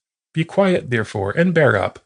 When we heard this, we were ashamed, and restrained our tears. But he, having walked about when he said that his legs were growing heavy, lay down on his back, for the man had so directed him. And at the same time, he who gave the poison, taking hold of him, after a short interval, examined his feet and legs, and then having pressed his foot hard, he asked if he felt it. He said that he did not. And after this he pressed his thighs, and thus going higher, he showed us that he was growing cold and stiff. Then Socrates touched himself and said that when the poison reached his heart, he should then depart. 155. But now the parts around the lower belly were almost cold, when, uncovering himself, for he had been covered over, he said, and these were his last words, "Crito, we owe a cock to Asclepius. Pay it, therefore, and do not neglect it." "It shall be done," said Crito. "But consider whether you have anything else to say." To this question he gave no reply, but shortly after he gave a convulsive movement, and the man covered him, and his eyes were fixed. And Crito, perceiving it, closed his mouth and eyes. And this, Socrates, was the end of a friend, a man, as we may say, the best of all his time that we have known, and, moreover, the most wise and just. A Brief Biography of Socrates, excerpt from William Turner. A Brief Biography. Greek philosopher and educational reformer of the 5th century BC. Born at Athens in 469 BC. Died there in 399 BC, after having received the usual Athenian education in music, which included literature, geometry, and gymnastics. He practiced for a time the craft of sculptor, working, we are told, in his father's workshop. Admonished, as he tells us, by a divine call, he gave up his occupation in order to devote himself to the moral and intellectual reform of his fellow citizens. He believed himself destined to become a sort of gadfly to the Athenian state. He devoted himself to this mission with extraordinary zeal and singleness of purpose. He never left the city of Athens except on 2 occasions, one of which was a campaign for Potidaea and Delium, and the other a public religious festival. In his work as reformer, he encountered, indeed he may be said to have provoked, the opposition of the sophists and their influential friends. He was the most unconventional of teachers, and the least tactful. He delighted in assuming all sorts of rough and even vulgar mannerisms, and purposely shocked the more refined sensibilities of his fellow citizens. The opposition to him culminated in formal accusations of impiety and subversion of the existing moral traditions. He met these accusations in a spirit of defiance, and instead of defending himself, provoked his opponents by a speech in the presence of his judges, in which he affirmed his innocence of all wrongdoing, and refused to retract or apologize for anything that he had said or done. He was condemned to drink the hemlock, and when the time came, met his fate with a calmness and dignity which has earned him a high place among those who suffered unjustly for conscience' sake. He was a man of great moral earnestness and exemplified in his own life some of the noblest moral virtues. At the same time, he did not rise above the moral level of his contemporaries in every respect, and Christian apologists have no difficulty in refuting the contention that he was the equal of the Christian saints. His frequent reference to a divine voice that inspired him at critical moments in his career are perhaps best explained by saying that they are simply his peculiar way of speaking about the promptings of his own conscience. They do not necessarily imply a pathological condition of his mind, nor a superstitious belief in the existence of a familiar demon. Socrates was above all things a reformer. He was alarmed at the condition of affairs in Athens, and a condition which he was perhaps right in ascribing to the sophists. They taught that there was no objective standard of the true and false, that is true which seems to be true, and that is false which seems to be false. Socrates considered that this theoretical skepticism led inevitably to moral anarchy. If that is true, which seems to be true, then that is good, he said, which seems to be good. Up to this time, morality was taught not by principles scientifically determined, but by instances of proverbs and apothegms. He undertook, therefore, to determine the conditions of a universally valid knowledge, and secondly, to found on universally valid moral principles a science of human conduct. Self-knowledge is a starting point because, he believed, the greatest source of the prevalent confusion was a failure to realize how little we know about anything. In the true sense of the word know, the statesman, the orator, the poet think they know much about courage, for they talk about it as being noble and praiseworthy and beautiful, etc. But they are really ignorant of it until they know what it is. In other words, until they know its definition. The definite meaning, therefore, to be attached to the maxim, know thyself, is realize the extent of thine own ignorance. Consequently, the Socratic method of teaching included two stages, the negative and the positive. In the negative stage, Socrates, approaching his intended pupil in an attitude of assumed ignorance, would begin to ask a question, apparently for his own information. He would follow this by other questions until his interlocutor would at last be obliged to confess ignorance of the subject discussed. Because the pretended deference which Socrates paid the superior intelligence of his pupils, this stage of the method was called the Socratic irony. In the positive stage of the method, once the pupil had acknowledged his ignorance, Socrates would proceed to another series of questions, each of which would bring out some phase or aspect of the subject, so that when at the end, the answers were all summed up in a general statement, that statement expressed the concept of the subject or the definition. Knowledge through concepts, or knowledge by definition, is the aim, therefore, of the Socratic method. The entire process was called heuristic because it was a method of finding, and opposed to eristic, which is the method of strife or contention. Knowledge through concepts is certain, Socrates taught, and offers a firm foundation for the structure not only of theoretical knowledge, but also of the moral principles and the science of human conduct. Socrates went so far as to maintain that all right conduct depends on clear knowledge, that not only does a definition of virtue aid us in acquiring the virtue, but that the definition of virtue is the virtue. A man who can define justice is just, and in general, theoretical insight into the principles of conduct is identical with moral excellence in conduct. Knowledge is virtue. Contrawise, ignorance is vice, and no one can knowingly do wrong. These principles are, of course, only partly true. Their formulation, however, at this time was of tremendous importance because it marks the beginning of an attempt to build up in general principles as science of human conduct. Socrates devoted little attention to the question of physics and cosmogony. Indeed, he did not conceal his contempt for these questions when comparing them to the questions of affecting man, his nature, and his destiny. He was, however, interested in the question of the existence of God and formulated an argument from design which was afterward known as teleological argument for the existence of God. Whatever exists for a useful purpose must be the work of an intelligence, is the major premise of Socrates' argument, and may be said to be the major premise, explicit or implicit, of every teleological argument formulated since his time.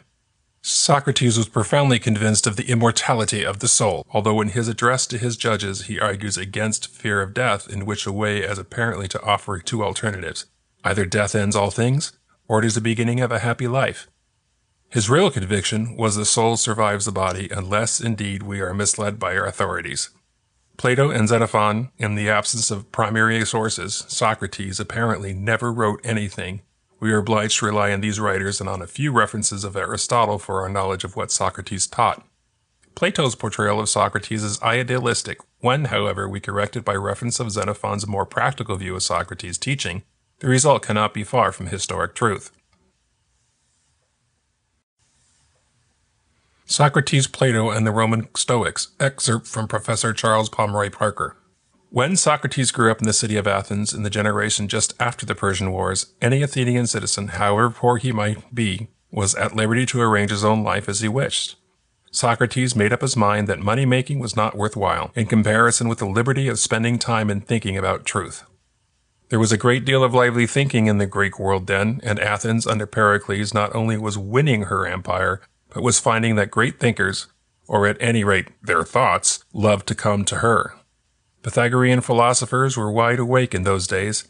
They were discovering truth about the art of healing, they spent much successful work on astronomy, and they were making progress in music. They studied mathematics, especially geometry. Many philosophers of other schools were studying fire, air, water, and earth, claiming that they changed into each other, as we say solids melt into liquids and liquids dissolve into gases, and as some thinkers suppose that gas atoms are made up of electric units. Others were impressed by the great expanse of the sky and said that the only way to find truth was to think of the universe as a great, unchanging sphere.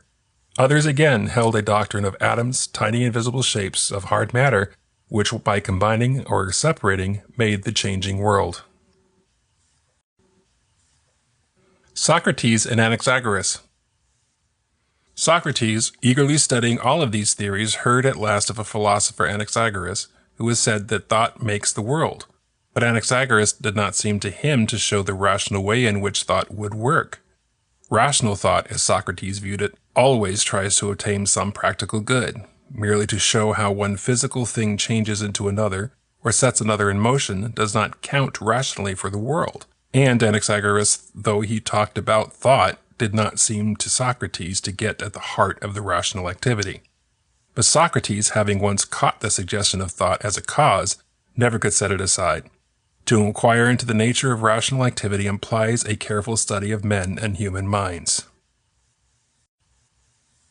Socrates and the Pythagoreans. Now in that age of Pericles there was a great interest in men and all that concerned human life. Socrates loved to talk with men. This put him in a special sympathy with the Pythagoreans, who valued human souls and said that men are immortal.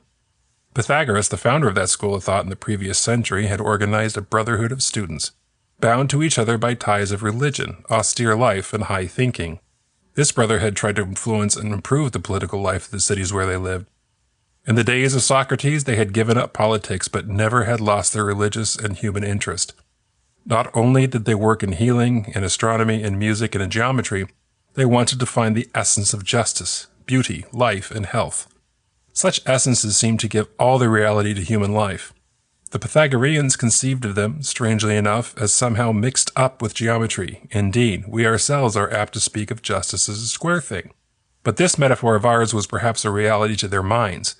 Different forms or shapes, cubes, spheres, pyramids, triangles, circles, and squares, may have seemed to them the essence of the world, and they took a Greek word, ideia, which means form in those times, to express their notion of essence. In that sense, they tried to find the ideas of beauty or temperance, or of health. Socrates, being interested in this line of thought, made up his mind to find the ideas, but he was not satisfied with such a geometrical notion of things as the Pythagoreans seemed to have held. He wanted to talk with men and study life as it was reflected in human thoughts, hoping thus to get clearer notions of reality which would be practical help to himself and others. A thing is made beautiful by the beauty in it. What is beauty? This was an important question for a Greek thinker, and to find the ideally beautiful life might be worth our effort also. An act is made just by the justice in it. What is the essence of justice? We and Socrates alike want to know that. Socrates found such inquiries puzzling and was reduced to a kind of despair. The mission of Socrates.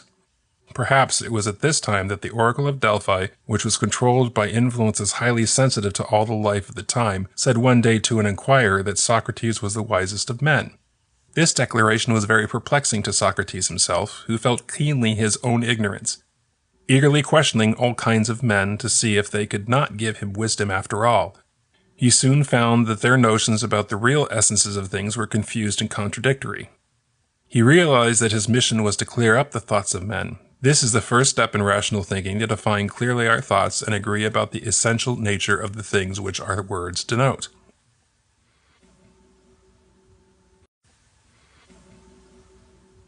The Apology, Credo, and Phaedo of Plato present us dramatically in Plato's words, the thoughts of Socrates.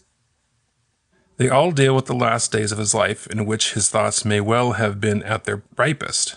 Very probably Plato developed some of the thoughts of Socrates to their logical results, going beyond what the master actually said and giving the tendencies of his thinking. But we shall hardly get nearer to the essence of the real Socrates than by reading these dialogues. For instance, he would seem to have felt that souls are permanent things. Their very essence is to live and give life. Justice, temperance, piety, beauty, and such ideas are eternal essences which give reality to the human world. Possibly the greater flights of imagination in the Phaedo belong to Plato, and the perfecting of the whole theory. Many have supposed that all of the philosophy of the dialogue is Plato's. To disentangle his thoughts from his master's is hard. The two are really one great movement of human thought, which has affected the world profoundly. One line of influence is seen in Aristotle, who in spite of all his differences was strongly influenced by the doctrine of real essence. Another line of Socrates' influence is seen in Stoicism. Zeno and Stoicism. Zeno, the founder of the Stoic school of philosophy, was a native of Cyprus, perhaps a merchant who was shipwrecked on a certain voyage, and as a result of his apparent misfortune turned to philosophy. Men who wanted to be philosophers were likely to come to Athens in those days. 2 or 3 generations after Socrates, Zeno, being at Athens one day, sat down, so the story goes, by a bookseller's stall, where the bookseller was reading aloud from a book of Xenophon, the Memorabilia, which described the conversations of Socrates. Greatly interested, Zeno inquired of the bookseller where such a man as Socrates lived. Just at that moment, Crates, a good man, a poor man who formed his life on the life of Socrates, was passing by. The bookseller pointed to him, saying, "Follow this man." Zeno rose up and followed Crates, and the result was that Socrates' belief in the supremacy of reason and the human soul and the value of human life and freedom profoundly affected the teaching of Zeno. We may not search out now the other influences felt in Stoicism. The scientific, religious, and logical doctrines of this school are very important, and their development is interesting, but certainly the Socratic thought is strongly felt in this famous school. The Roman Stoics. 4 or 5 centuries later, Epictetus, a slave, afterward a freedman, and Marcus Aurelius, an emperor of Rome, in the Meditations or Conversations on Human Life, show the living flame of thought which was kindled in Socrates, and handed down from him for many generations. We are apt to think of the Stoics as men who crushed all their feelings and went about the world with solemn faces and sad hearts, bearing trouble as they might. But the best Stoics of all times cared much for human nature and human freedom. They studied men and found men's nature to be essentially rational. The terrible thing to them was to see the rational soul losing its self-control and bewildered in a vain struggle to find happiness by submission to the outside world, getting into turmoil of fluttering excitement over things which were not of its own power.